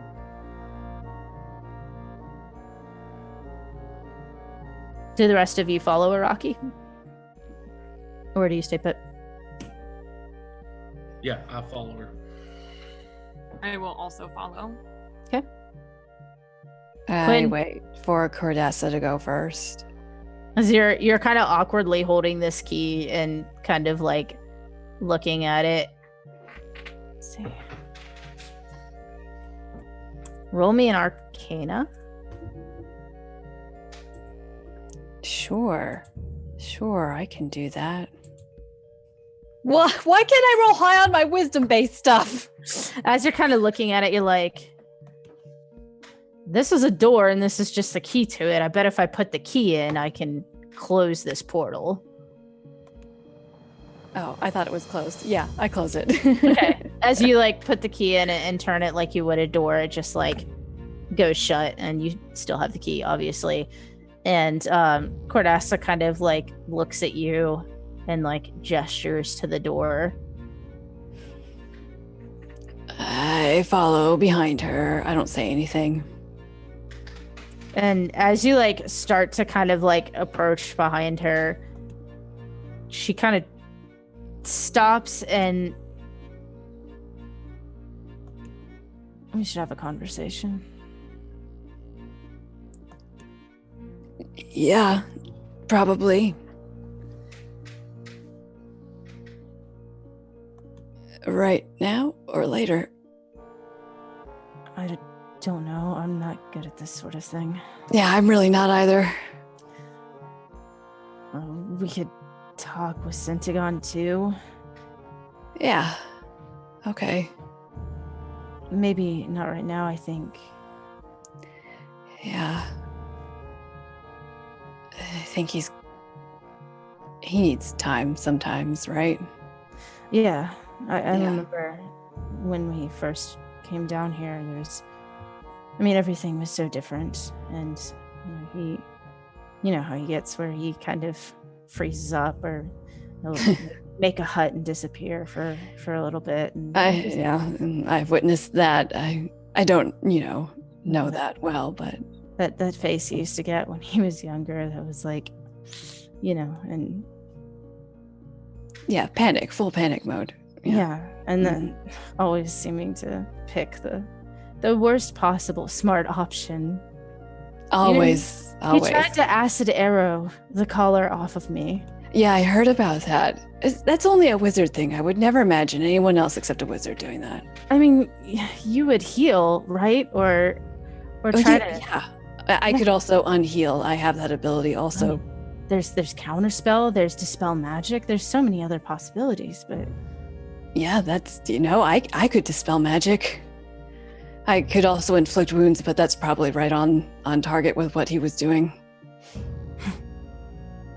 Rocky kind of hears this and she's like, and remember when he just rushes into battles? I mean, who even does that? You're a wizard. Come on, man. I mean, yeah, I originally studied to be a druid, but the only reason I kept up the study so hard is if he didn't have me around to protect him. I mean, in the Underdark when we met up with Drow, yeah. Or that other time when we got surrounded by Duragar and... Acid arrow. That time he just cast fireball on a wall. I know.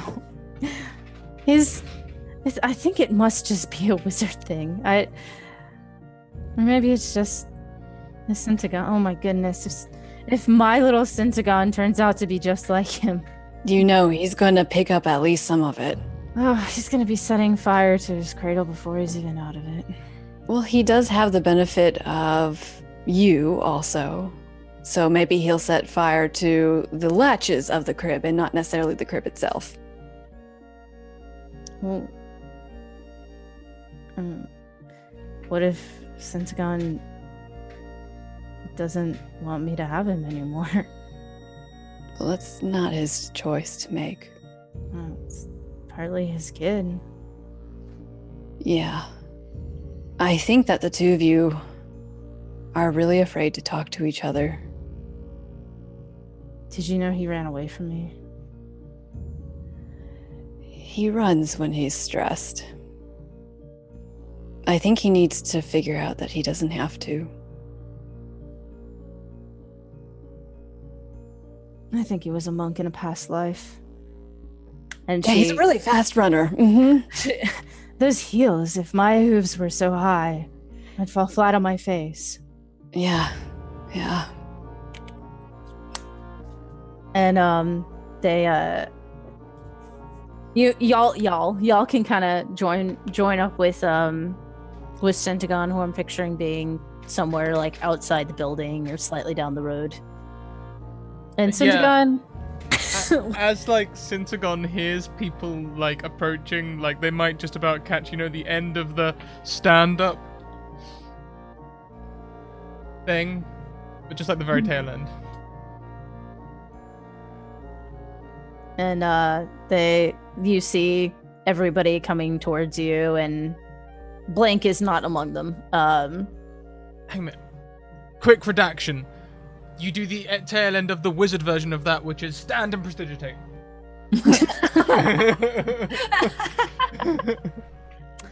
You look flawless. And I woke up like this. Just got done fighting Blink. What's up? And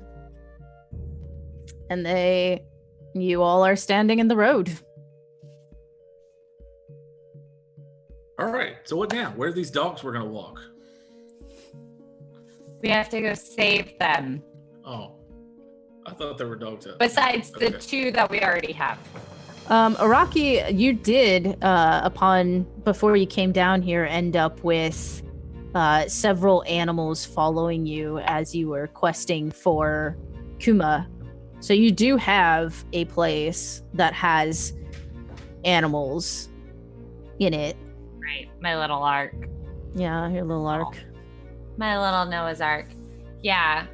I was collecting before Blink was a dick. And so before he was born. Yeah. He's just, misunderstood.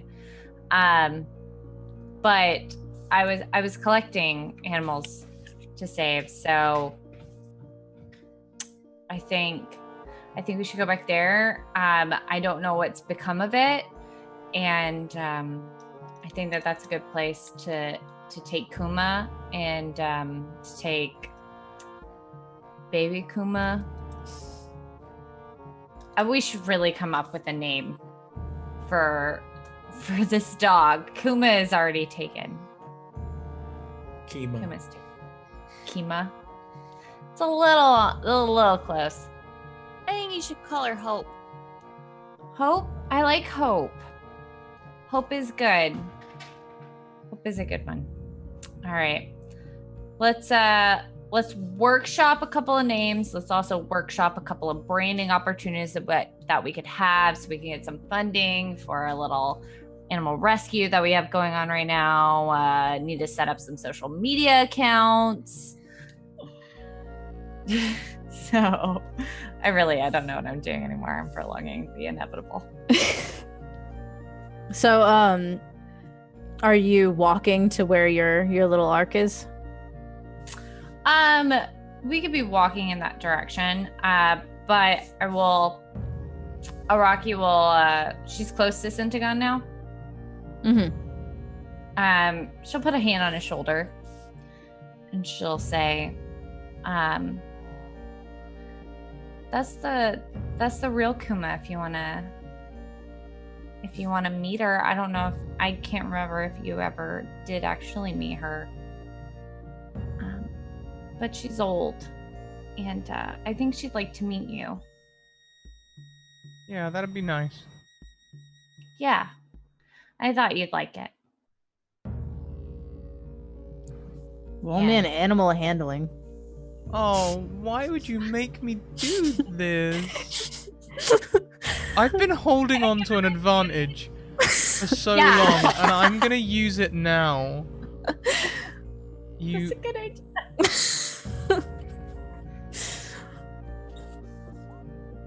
Oh, buddy. So as you kind of, do you like get down on one knee, or do you like, how do you approach the old Kuma? Well, I guess on a 13, kind of awkwardly. Clearly, I never had a dog. I'm just sort of like doing the thing that people who don't have dogs do, where they put the hand over the snout, like, and when they look up, you're like, and eventually get like some strokings on. So as you're doing kind of the Kuma kind of looks at old Kuma looks at Araki, and you hear, this one's silly. And she kind of like does that thing where they put their snout right in your hand as you're doing one of the and just sort of holds it there for a minute, and then kind of like sneezes into your hand, and then the tail very slowly. I'm sorry, I told you I was gonna cry at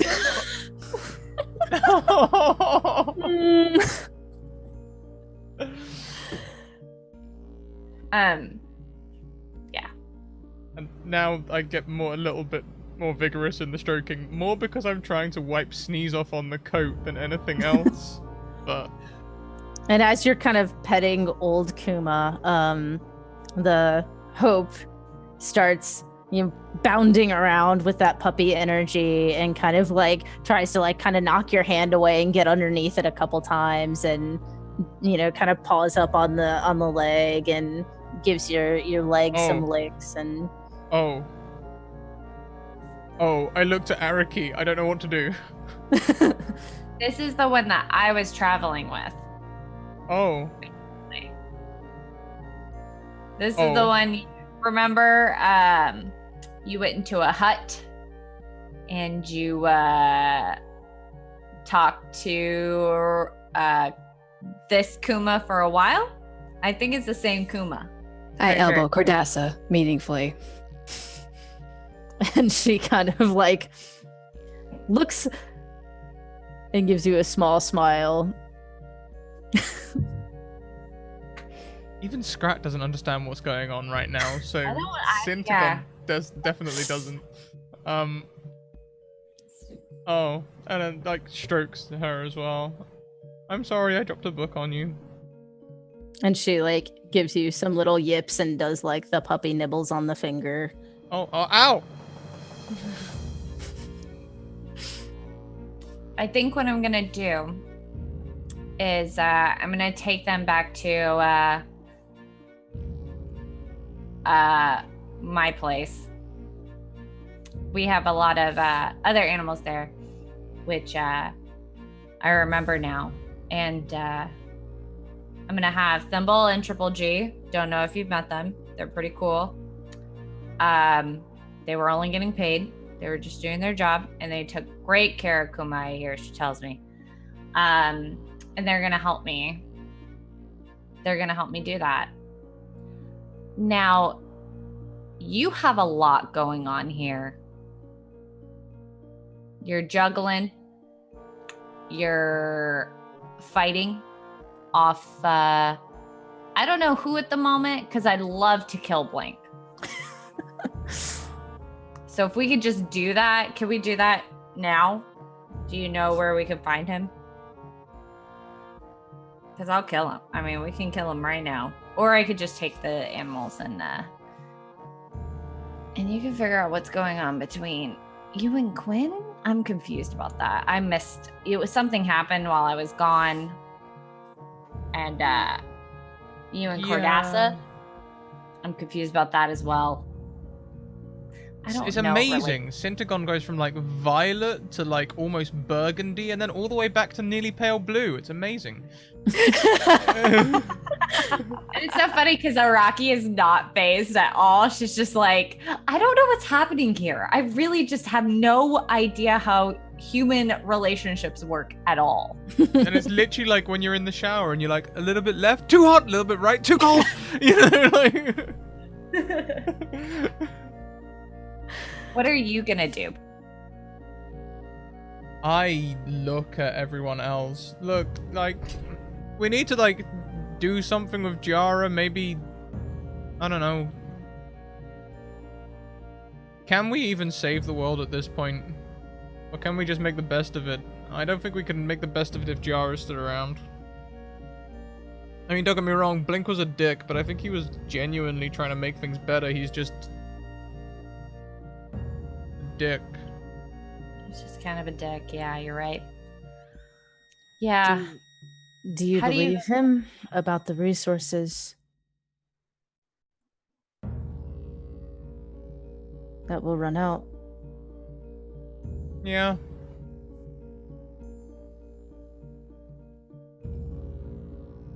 I do too. But I think rather than going back and trying to figure out how we can try and prevent this, we should gather the wizards and the smart people and try and focus on ways we can actually move forward. Like, I'm sure there was a create water spell, I don't know it, but I'm sure others might do, and maybe we can do some research into magnifying that and making it useful. Try and start moving forward rather than dwelling on the past. And then he looks very guiltily at Cordassa! And she is looking at Quinn as you look at her and says, he said she was trying to be a god. Is there a way to bring gods here? That's a good question. I haven't figured it out myself yet. Kind of folds his arms very uncomfortably. I can ask, but not today. So, are you two religious? Looking at Thimble and Triple G. Where Triple G's just become a thing now. Now, that's the only thing she'll ever be known as, ever. Araki will never let it go. Yeah, I have a patron that I have to, please from time to time.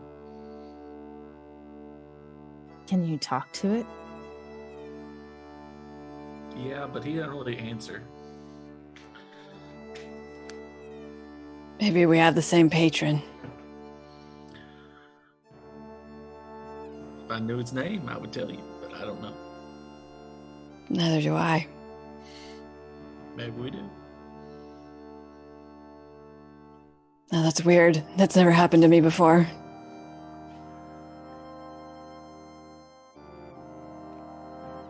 I didn't don't. see. Go ahead. No, you go. I didn't seek my patron out. I got tricked. Well, I didn't read the terms and conditions before I signed that contract. Ah, different story then. Yeah. Not proud of it. What did you get in return? I didn't get anything in return. That was in the contract of my last job. They just sold the soul. I put it into my contract. So I heard about that, like when they were selling off stocks a while back, just selling off souls too. it's fire sale.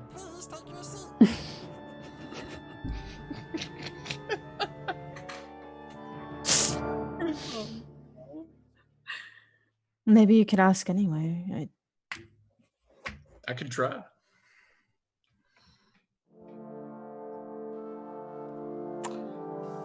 So we're not addressing the Tiara issue. We're just trying to get resources back. That's the plan. I think... I don't know. I think maybe... if we got rid of Jyra, then the resources would come back. But... Syntagon, do you think that maybe avoiding the past means that it's eventually going to catch up to us?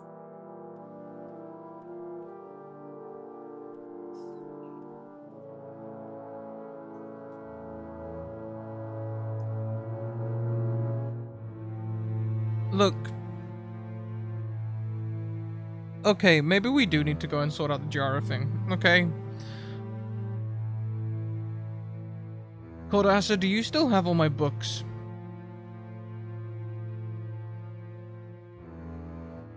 My life's work, the series of tomes related to a specific field of law, which in this case was elements and stuff, I guess. It's been in my bonds since episode 1.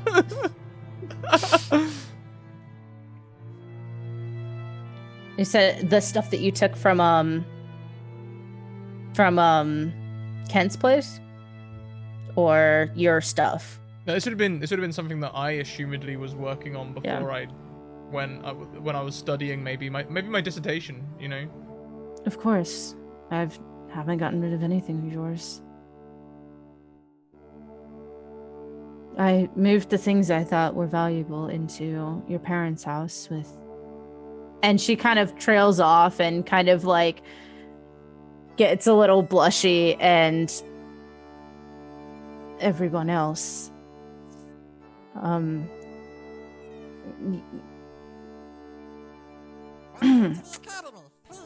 But they have the best non-detection magic on them, so you know they couldn't... if things went wrong, no one could find your family. We could go there and see if we can find anything, or we could go to our...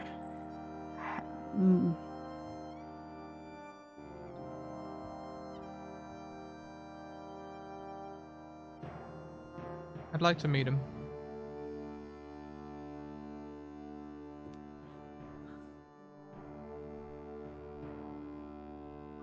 Do you...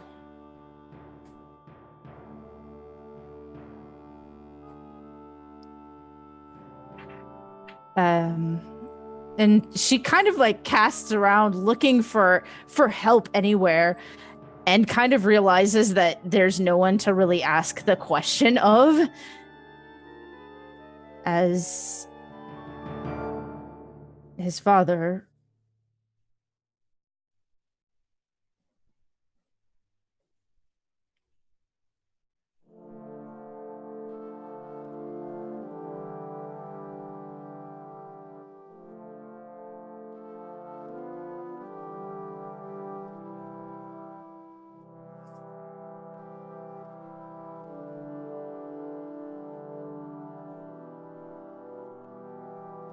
I could just call you a friend,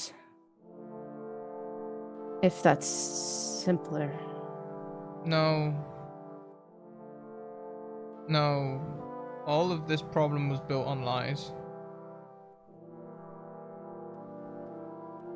tell him the truth, even if we don't know what the truth is yet.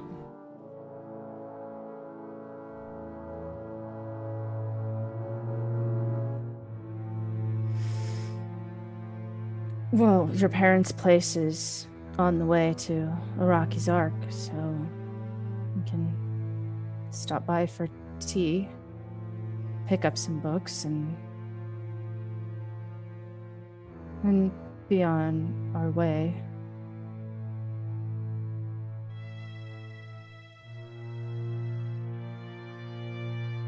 I'm sure all of you would be welcome.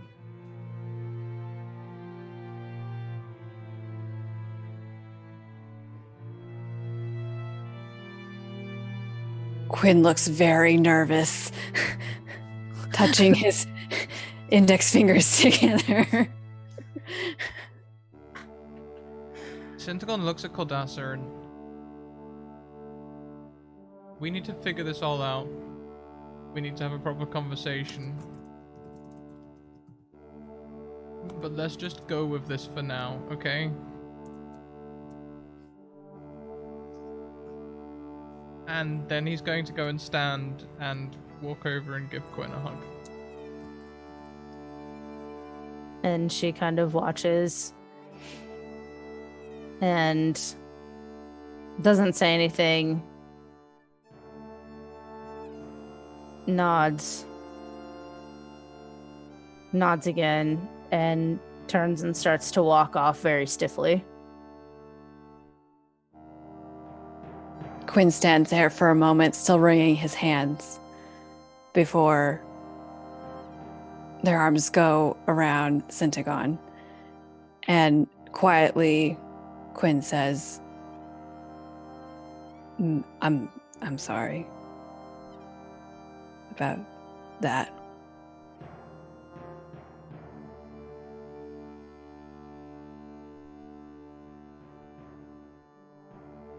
We'll work it out.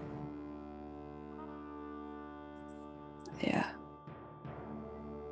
I don't want to keep anything secret anymore.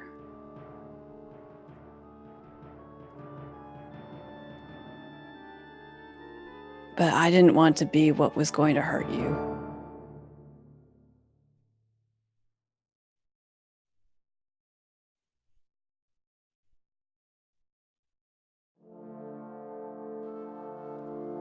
Synagogue doesn't respond to that. He just gives a squeeze and steps back from the hug and starts following after Cordassa, kind of feeling like an asshole.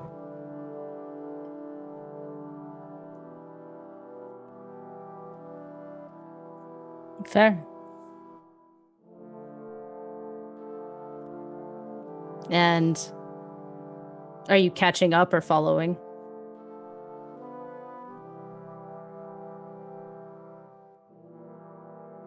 You know, every fiber of his body wants to move about 20 feet off the path, cast a hut, and just stay there for 8 hours. But instead, he'll catch up.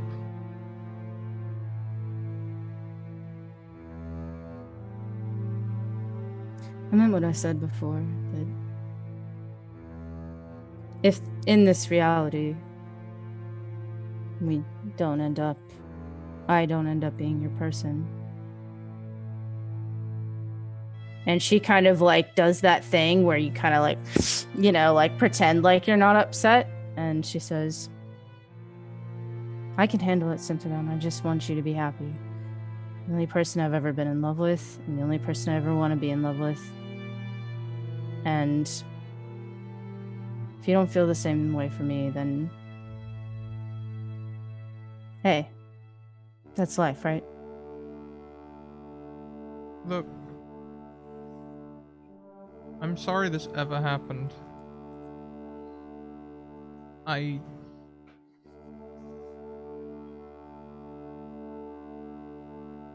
have too many memories of us. And I mean literally too many memories. They're merging into one. I've relived the same event several times, except one time everything was wrong, and I was thinking of you more like a I don't know, a sister or something. The way you She looks visibly repulsed. like, yeah, right? Well, the way you like introduced yourself to like 15-year-old Syntagon who was recovering from memory loss was to be like, "Hey, you need to come home." And I was like, "Family? Oh god, run." You make me a fool.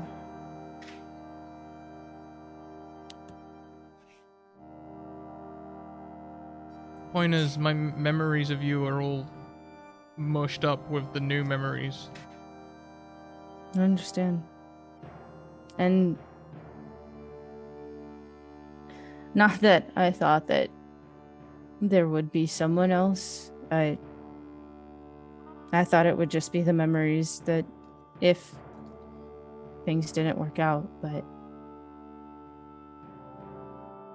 I didn't ask for it. I know. I know you didn't. Neither did I.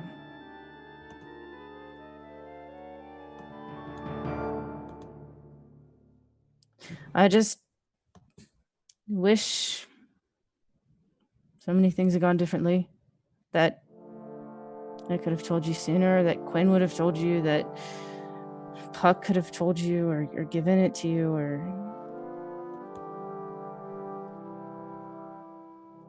but you wish in one hand, right?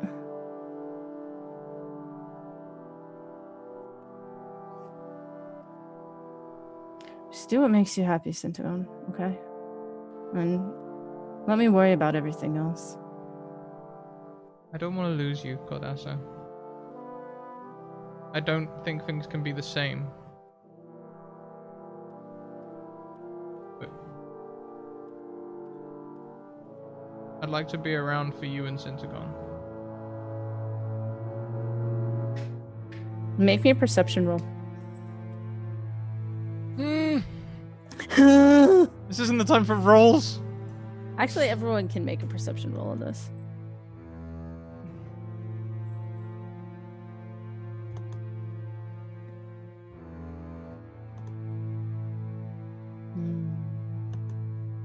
We're all so observant. So observant. Oh, 14. it didn't click.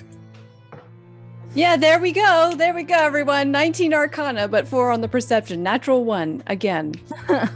Isn't that like 3 natural ones on perception so far? Probably. I wasn't keeping track, but kind of had to let them wash off.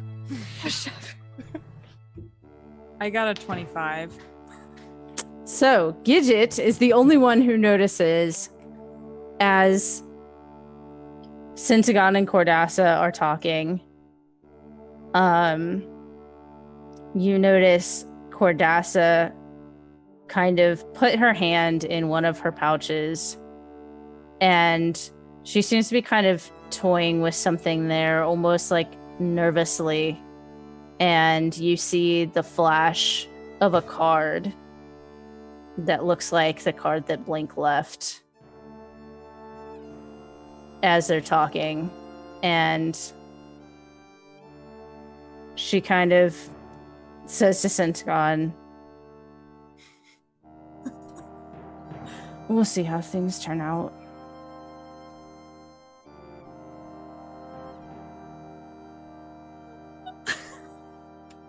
I just want what's best for everyone. And if that means I have to keep protecting everyone, then we'll see how that works with Syntagon and you. Does that card help you protect everyone? And she kind of like starts and kind of like puts her hand back in her pocket and kind of shrugs. He said I could help you find him.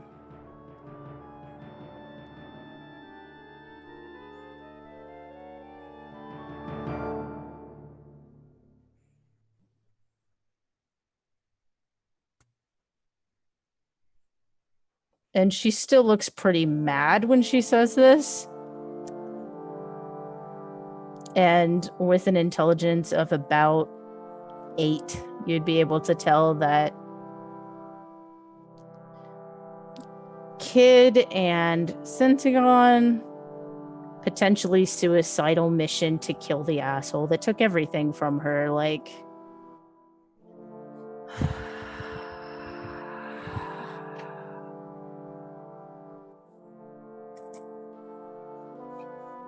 I think we just should focus on getting the books back for now and getting to the animals and go from there. We'll see what happens afterwards. And she kind of gives a look to Centagon and kind of hastens her step.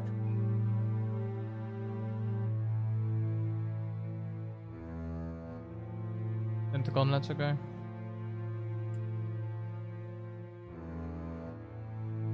You know, like an asshole. He's doing what she wants. He's doing what makes him happy.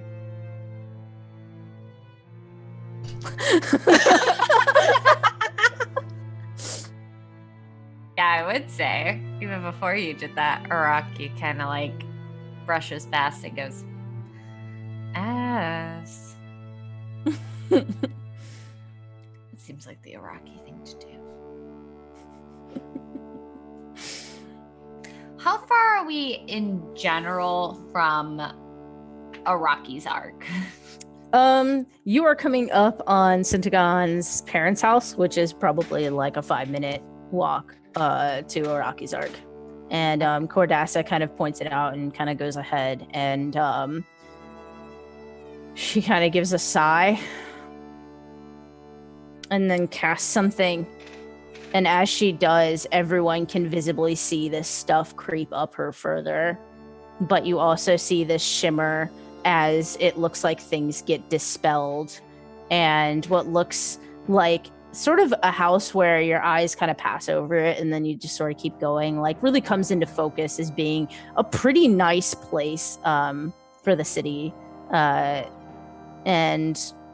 it has like windows, and it looks like it's a couple stories tall. There's kind of a lawn out front, but the grass is kind of terrible because it's the Underdark, and like that's not going to grow very well. And there are some like magic little contraptions out front, and there's some like wooden toys that look like little animals on the lawn. And she does like 2 more and opens this gate and kind of gestures for you all to come in.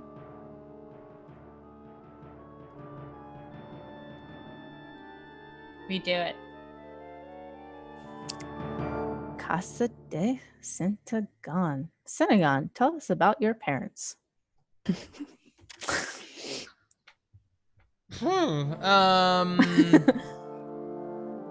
I think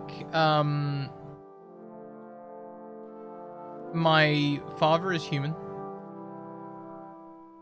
but my mother is a tiefling. She's kind of bright purple, and you know, like I get images of like, you know, farmhouse wife when I think about her, you know, like just like cooking and stuff all the time and just being really kindly and nice. And father kind of more of a, you know, working guy. Neither of them really knew what to do with a smart kid when a smart kid came along. It was a bit of a shock.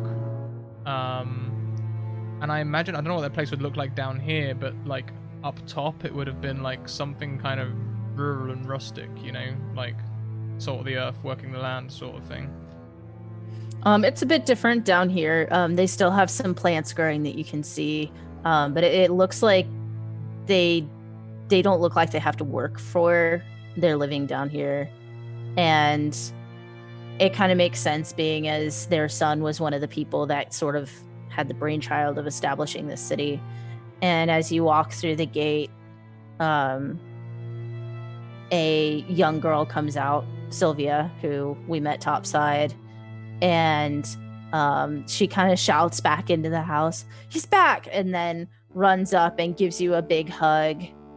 And Cordassa kind of, as though it's completely normal, like gives her hair kind of a ruffle and like kind of like follows it up as she walks past her.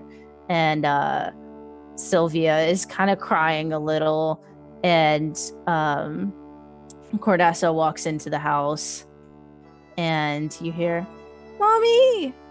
and the sound of like little hooves. And then your mom comes around the door. "Hi, baby." Oh, your mom. Oh my goodness, you're wrecking everything. Your mom comes around the doorway, and she looks like she's just been cooking something. And everyone make me a perception check again. I'm sorry that's the like worst thing that I'm ever making you roll. It's the worst thing I ever roll. Over and over and over. 16. I think that's my new one. It's still whatever. I'm a really bad cleric. With above a 10, you can smell this like really good tasting food coming out of the doorway. And Syntagon's mom kind of like clasps her hands up to her mouth as she sees her son, and like bustles over and does the like the really strong like mom hug, and just like holds you for a very long time. It just seems like it's almost to the point where it's getting too long, but not quite there, and then lets you go and kind of like brushes you off and like fixes like non-existent wrinkles and things. Yeah. And she says, "Are these all your friends? Can I meet them?" Yeah, this is my friend Quinn. Good friend. This is my friend Araki and her dog Kuma. I've only been introduced to this person as Triple G. Hi, Triple G. And Fimble. And So- their dog work in progress name. Hope. And she kind of nods to you all and, "Are you all huggers? Yes. Oh, come in here. Thank you so much for bringing my son." And she's just like starts like tearing up, but like is strong farm mom, not crying. Like, but you can tell she's just so happy, and she gives you all like the biggest, like strongest mom hug, and she's like, "Thank you so much for bringing my son back to me. I'm just So look at me." Thimble's only like 2.5 feet tall, so does she pick him up off the ground? Absolutely, but it's in a very dignified way. Yeah. And she kind of like gets you and Triple G in the same hug, and kind of like the up and just the so tight, and then like, you know, sets you down and like dusts her hands off on her apron, even though like there's nothing to like straighten or anything. And she says, "Well, I've just put some tea on, but I'm sure I can make some more to... Oh, everybody come in. I don't know why we're standing out here." Gidget looks like a little shocked, and she's like, I haven't had one of those in like 20 years. "Oh, bless you. I'll make some extra just for you." And she like hurries you into the house like there's like some sort of rush going on. And you can see that inside of the house, most of the decorations do seem to be a bit more rustic. They're like knickknacks, and there's some like sparring thing. You just pass like a room with like sparring, like fake soldiers that have a lot of like little nicks in them, and a lot of knives hanging on the wall that those of you who met Sylvia could probably surmise were hers. And this smell, now everyone can smell it, as it just almost seems like part of the house that just has this almost like cookie, cinnamony type of smell. And she leads you into this room with this table set out for 3 people, but she kind of like there are more chairs, and she sort of pulls up chairs and sits you all down, and she hurries off to the kitchen, and Cordassa comes around the corner and has this small tiefling kind of in her arms, like kind of sitting, how the kid do, and comes around and says, everyone, I would like you to meet little Syntagon. Tagon, can you say hi? And the kid kind of looks and like hides his face and then just gives like this tiny little wave and kind of looks back. Quinn also gives a tiny little wave. Araki puts out 2 fingers. It does a shake. Thimble gives a big wave, but he's tiny, so it's a tiny wave at the same time. A tiny big wave.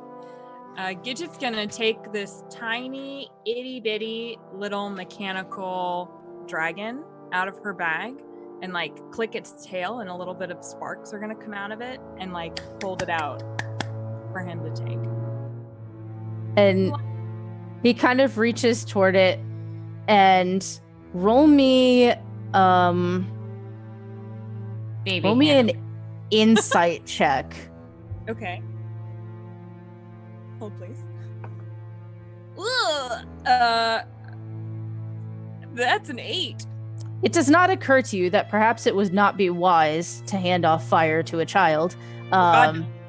And Cordessa kind of leans into it, and this tiny tiefling kind of takes it and giggles a little bit, and she's like, "Oh, isn't this exciting?" And kind of like looks at it and, "Can you show me how you do it?" And little Syntagon is holding it out for you to make the fire happen again.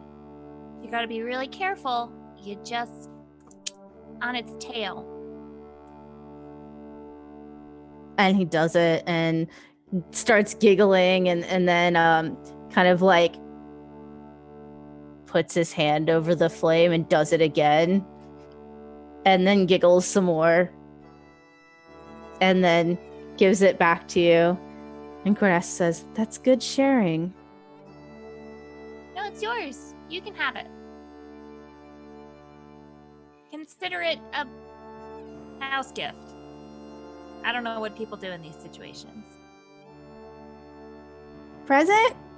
Yes, it's a present. That's it. Boy, I've been out of civilization for a while. During this exchange, I think Syntagon has just lowered himself to his knees. It's fire. Mommy, it's fire. And she's like, "What do you say?" "Thank you." You're welcome. And Cordassa kind of looks around, but luckily her charisma's terrible, so she can't read a room, and walks up to Syntagon and says, "Now, someone I want you to meet. All right? Very, very good friend of mine. And someone that we've talked a lot about. Okay? Now, remember how I said that your daddy was off saving the world? Yeah? Well, I want you to meet him, okay?" And like his eyes get so wide and immediately looks at Thimble and says, "Daddy?" No. And kind of like face falls a little and looks around at Quinn and, "Daddy?"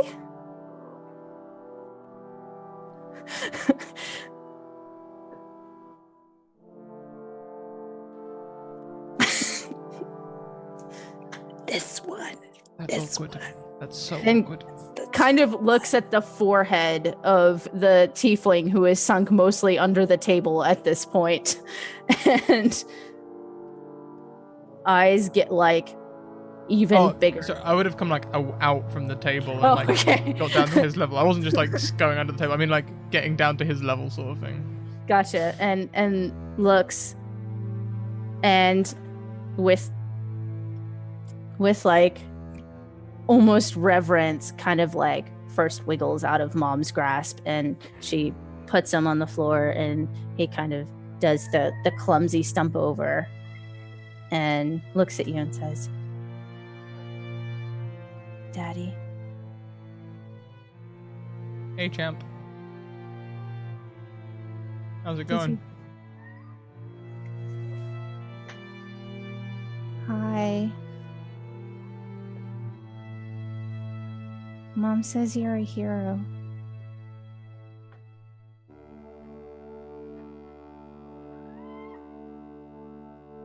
Well, we'll see. Daddy, I drew a picture of you. And kind of does the kid stump out of the room.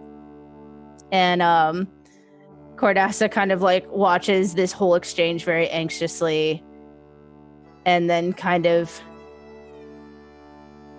leans against a wall for a moment before kind of uprighting. I'll go help with cookies and tea, and kind of like flees to the next room to help your mother. Eyes on anyone. Like, I'm making eyes. Like, follow her eyes. Anyone eyes. Anyone look at my eyes. They don't have any pupils, so it's really difficult to gesture with my eyes, but still.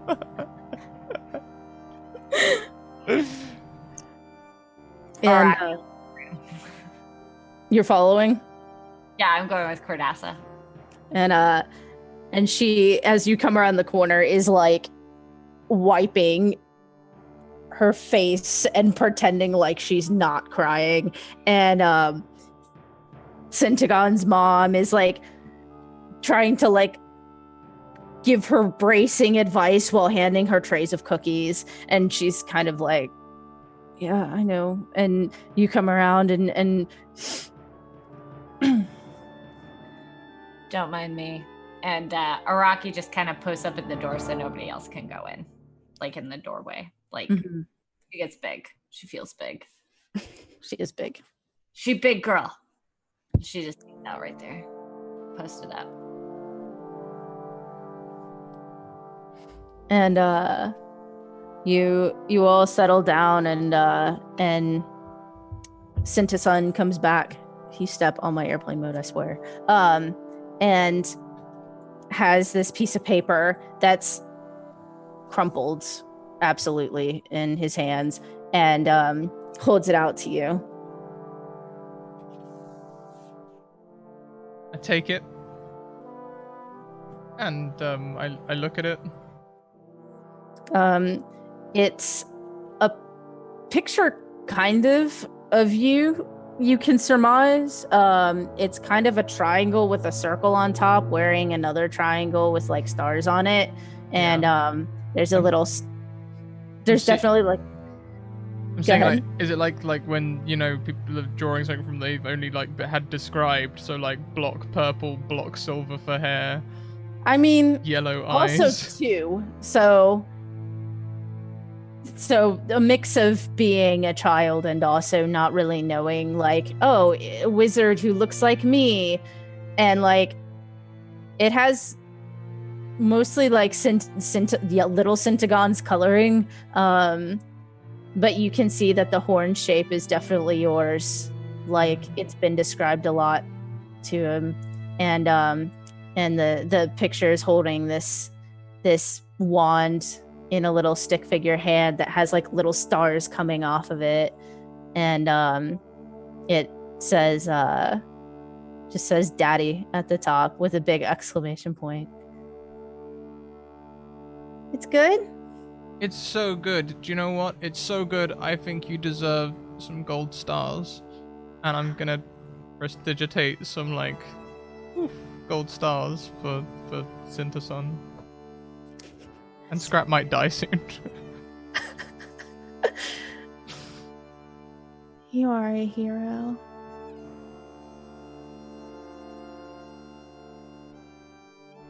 Quinn comes over and crouches next to both of them and says, you know, he is He actually saved me before. I like your hair. Yeah? Can I touch it? You can touch it. You want to grow it out like this? Kind of like reaches up. Maybe. Yeah. You have to concentrate real hard. And then it just sprouts from your head. And it kind of frowns, and you notice like cheeks turning the same color as Syntagon's turns when he blushes.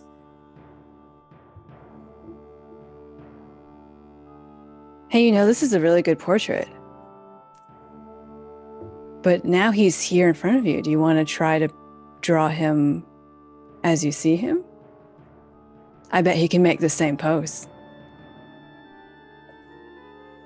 Can you?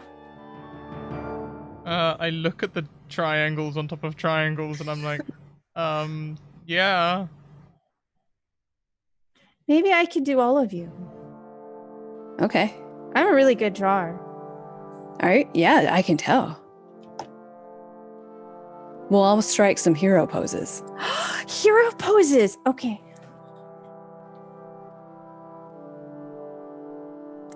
I'm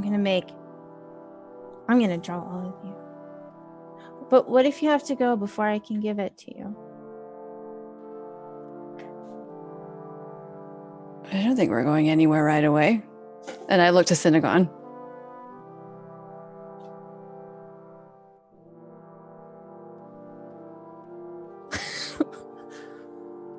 We do have some things we need to do.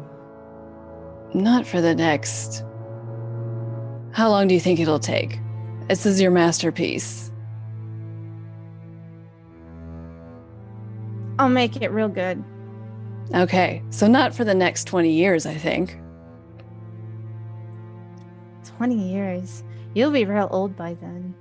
I'm already real old. Are you like 30? Not that old. That's pretty old. That's ancient. Real ancient. I bet when dragons get to be 30, I bet they're so big. I bet they're bigger than this whole house. 30, probably bigger than the whole world. What if the world is just a dragon? And we're just riding on its back. Striking hero poses. Bet it's a good dragon. Let's go practice. Okay. Okay. Kind of like does sketches of like stick figures of how everyone's posing. Best hero poses. I don't know how this is somehow worse than what I expected. Okay. Are you levitating yourself? You are muted. Oh, You are muted. Unmute yourself. I need to hear the words. Oh, sorry. I thought you were calling me a mutant. No, I'm pretty sure My- Tiff was the racist one. Yeah, my hero pose is to levitate myself. Perfect. So it's going to be like on the picture, it's going to be like Thimble is taller than everyone else because it's just like, oh, your head's all the way up here. And then just like the spell eventually runs out and just like draws real tall. He just levitates to be like 5'10". That's So- about my height. If we're staying here for a long rest tonight, Synagon's gonna burn some spell slots just to look cool as heck. He's gonna simultaneously cast absorb elements and oh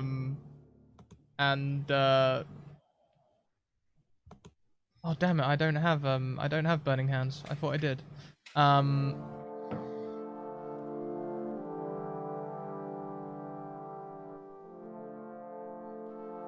I'm not casting lightning bolt in the house. It's a bad plan. Firebolt. Firebolt and absorb elements. So like he's doing essentially like a Moira thing.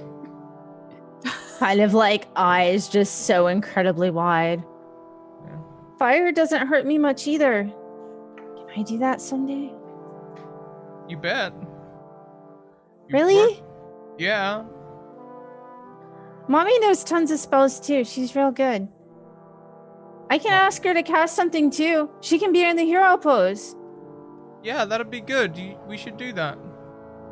And the kid kind of like stomps into the kitchen, and Mother Syntagon comes out. What is your last name? Mrs. What? Mrs. Tagon. I'm sure I gave him a last name at some point. I never bothered. Cassind, I think. Okay. I bet she hated that when she took that name, double K's. So her middle name wasn't like, right. So, so Mrs. Cassind comes out and with like arms laden with cookies, and Cordassa with this small child like running around the legs comes out with like trays of tea, trying very hard not to fall. And they set them on the table, and Mama Syntagon, I just like calling her Mama Syntagon. Mama Syntagon is like, Sentamom. please eat. You Syntamom. all look so hungry.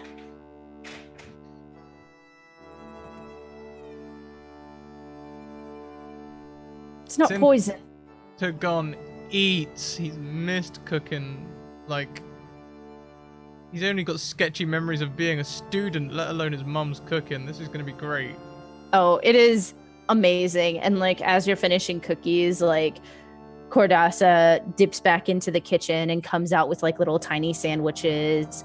And it's just like, I don't know if y'all have ever met a farm mom, but they just feed you. They feed you forever.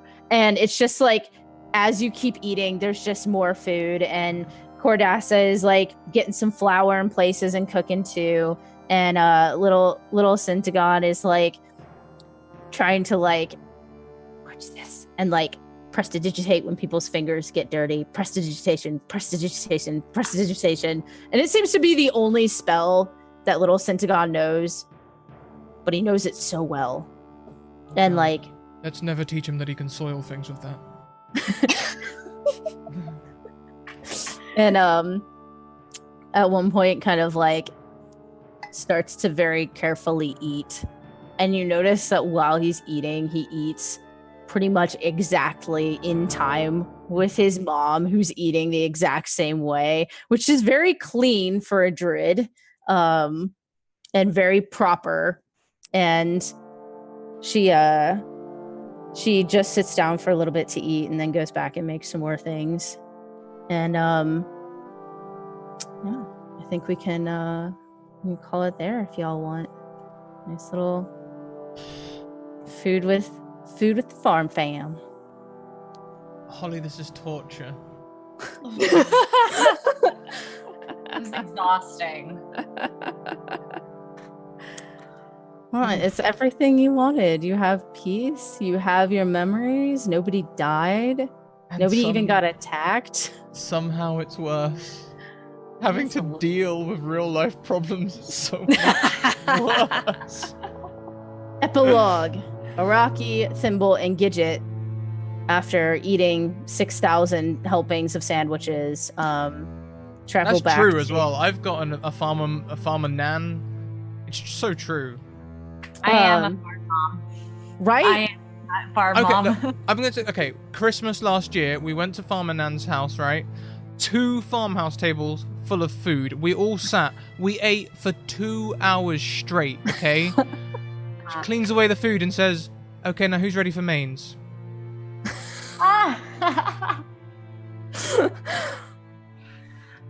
Like, No, even to start after, like, slipping the great- dog food, like. So you go back to Araki's arc, and Araki's only been gone a couple days, but you can see that the food is starting to run a little low. There are some animals here. There are some dogs and cats, but there are also some tigers and bears and no, I'm not gonna say it. But there are some, like, there's a rhino at one point. There are a lot of just random animals that were alive when the death happened. And looking around, you can see that probably Araki's life before going topside was mostly spent on taking care of these animals. But now she has two friends. Triple G and Thimble. And her big old puppy back. And Lil Hope.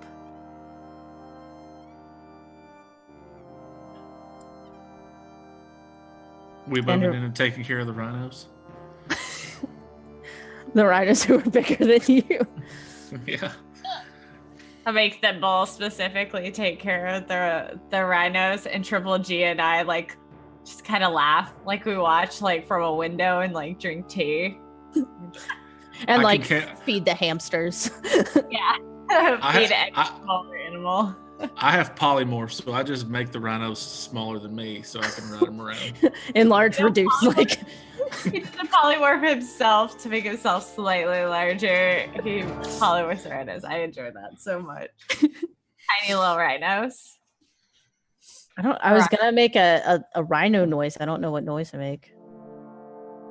Just go with what you feel. What was your first thought? Yeah. Well, it was an elephant, but that's stupid. So I'm just gonna go like, meh. Oh, it's a goat. Yeah, it's a baby goat. Nice. That's what they sound like. That's what I hear. Well, everyone, how about we wrap up these shenanigans? Thank you so much, Holly. Let's go around the screen. We'll go anti-clockwise this time, starting with Sarah. Hi. Oh, hi. That's me. You can find me at Sarah Somatic on Twitter, and you can also find my podcast that I DM and produce. It's a Dungeons and Dragons 5e podcast where we have a lot of fun, also torturing each other, which is actually my job. I torture everyone. It's cool. You can find that at Sacrosanct RP. I have a fly that's been in my face the whole time. It's terrible. Wow, favorite part tonight. The whole like fallout with Blink was obviously not what any of us expected at all entirely, and my head is still like spinning, and I'm just gonna like fall asleep and probably dream about all the alternative scenarios that could have happened there. But at least I punched him, I guess. And you know, stomping your boot right there probably made him a little scared for his, you know. I do know. Yeah. Well, next around, let's go to Nom de Matt. Oh, hi. Same questions. Who are you? Where can we find you? And what was your favorite part today? My name is Matt. I am on Twitter at Nomdermat, and I'm a middle school teacher that does an after-school D&D club. And my favorite part was probably when we were all walking, just casually trash talking Centagon. I felt so dragged. So dragged. Next around, MK Hansen. Hi, I'm Emma, and you can find me at MK Hansen over on Twitter, where you can check out all of the streams that I'm in. I'm usually over on Variant Rolls a lot, and on Tuesdays you can find me over on Dice Priority for a Dragon Heist campaign that we're doing. We're garbage and it's great. My favorite moment today, I think, is, the doggo reunion was pretty heart-wrenching on a lot of levels. And I think sort of just watching all of the interaction with Blink unfold that hit me in some places. It was pretty heart-wrenching and wonderful to watch. Thank you for letting us be a part of this incredibly important episode. My goodness. Thank you. I was so glad to have y'all. Yeah, no, thank you both. You guys were wonderful. It was absolutely wonderful having both of you. Next around, we have Raven. Raven! No! Last episode, no! Yes. No. Hi everybody. God, I'm a wreck. You can find me on the Twitter at Raven_Coop or Co-op. You can find me at Co-op the podcast. And also we're starting a new podcast called at Book and Bitch. You can find that on Twitter too. Pretty cool. It's like a book club.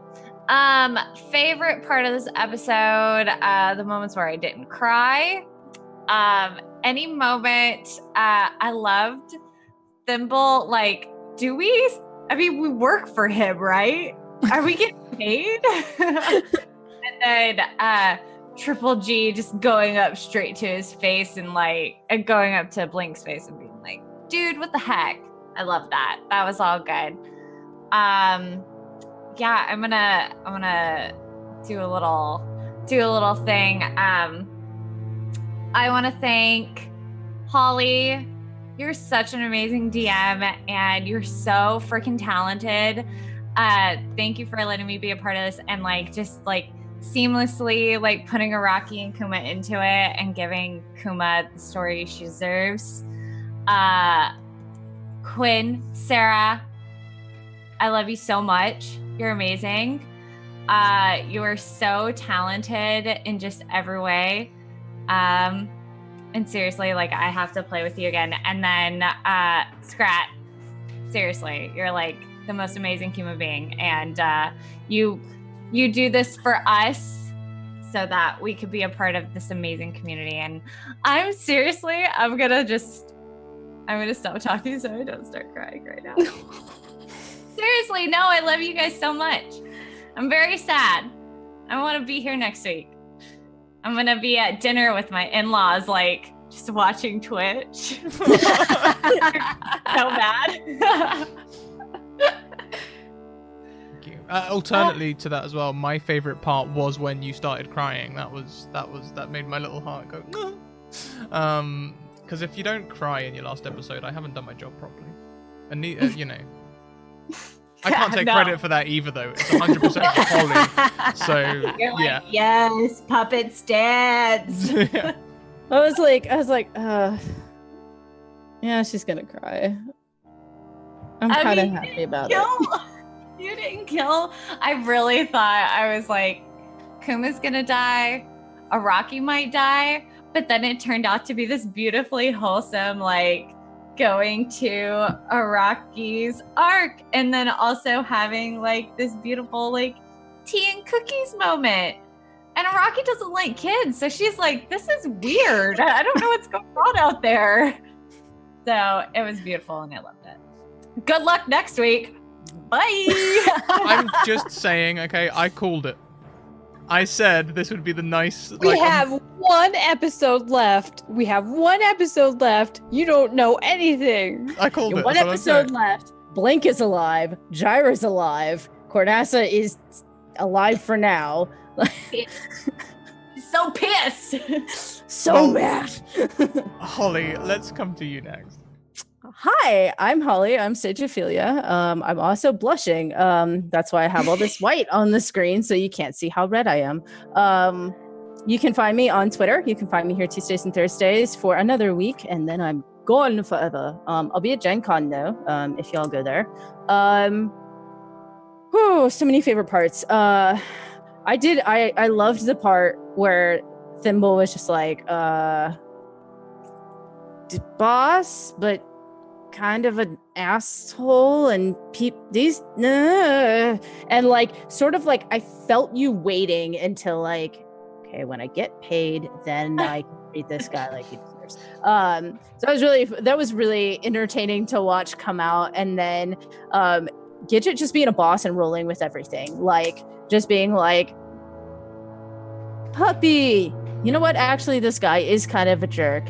Oh my gosh, cookies. Yes. Hey, a child, I have something cool for you. And just Triple G. Yeah, sure. I'm Triple G now. Such a good adaptable player and play style. I'm shook. I loved the Quinn Cordassa kind of thing. And it's not terrible, but it's definitely not good.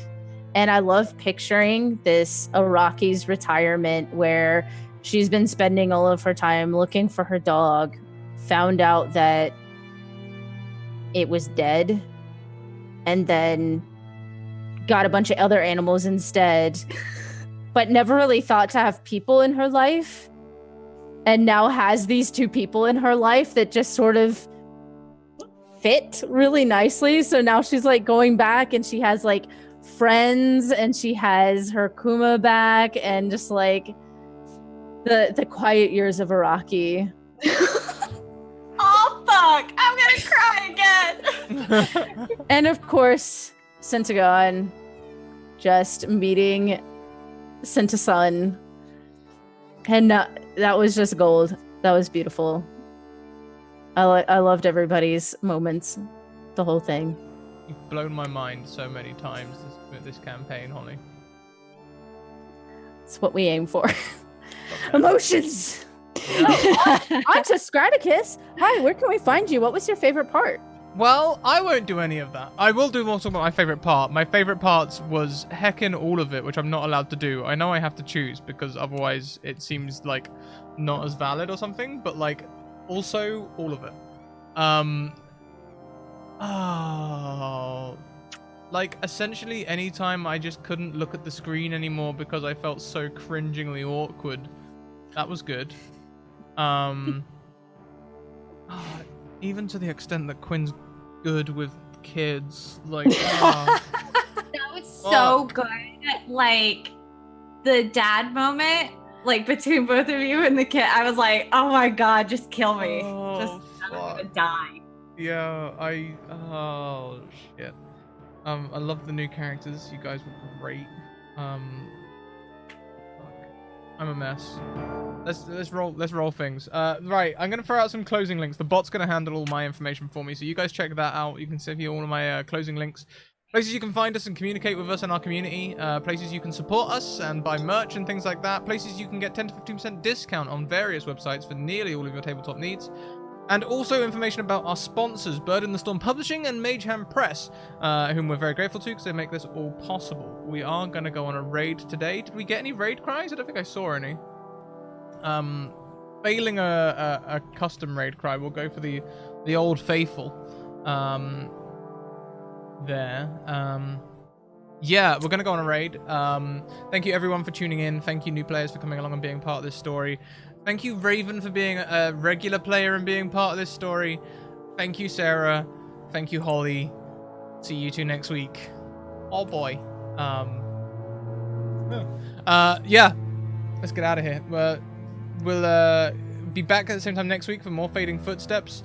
We'll be back tomorrow.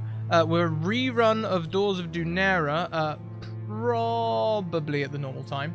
And at some point this weekend, we will also be interviewing Satine Phoenix about her latest Kickstarter thing, which is called Destination Fantastic. If you haven't seen it yet, tune in. You'll hear all about it. Until then, keep on evoking emotions, everyone, and we will see you in the near future. Bye!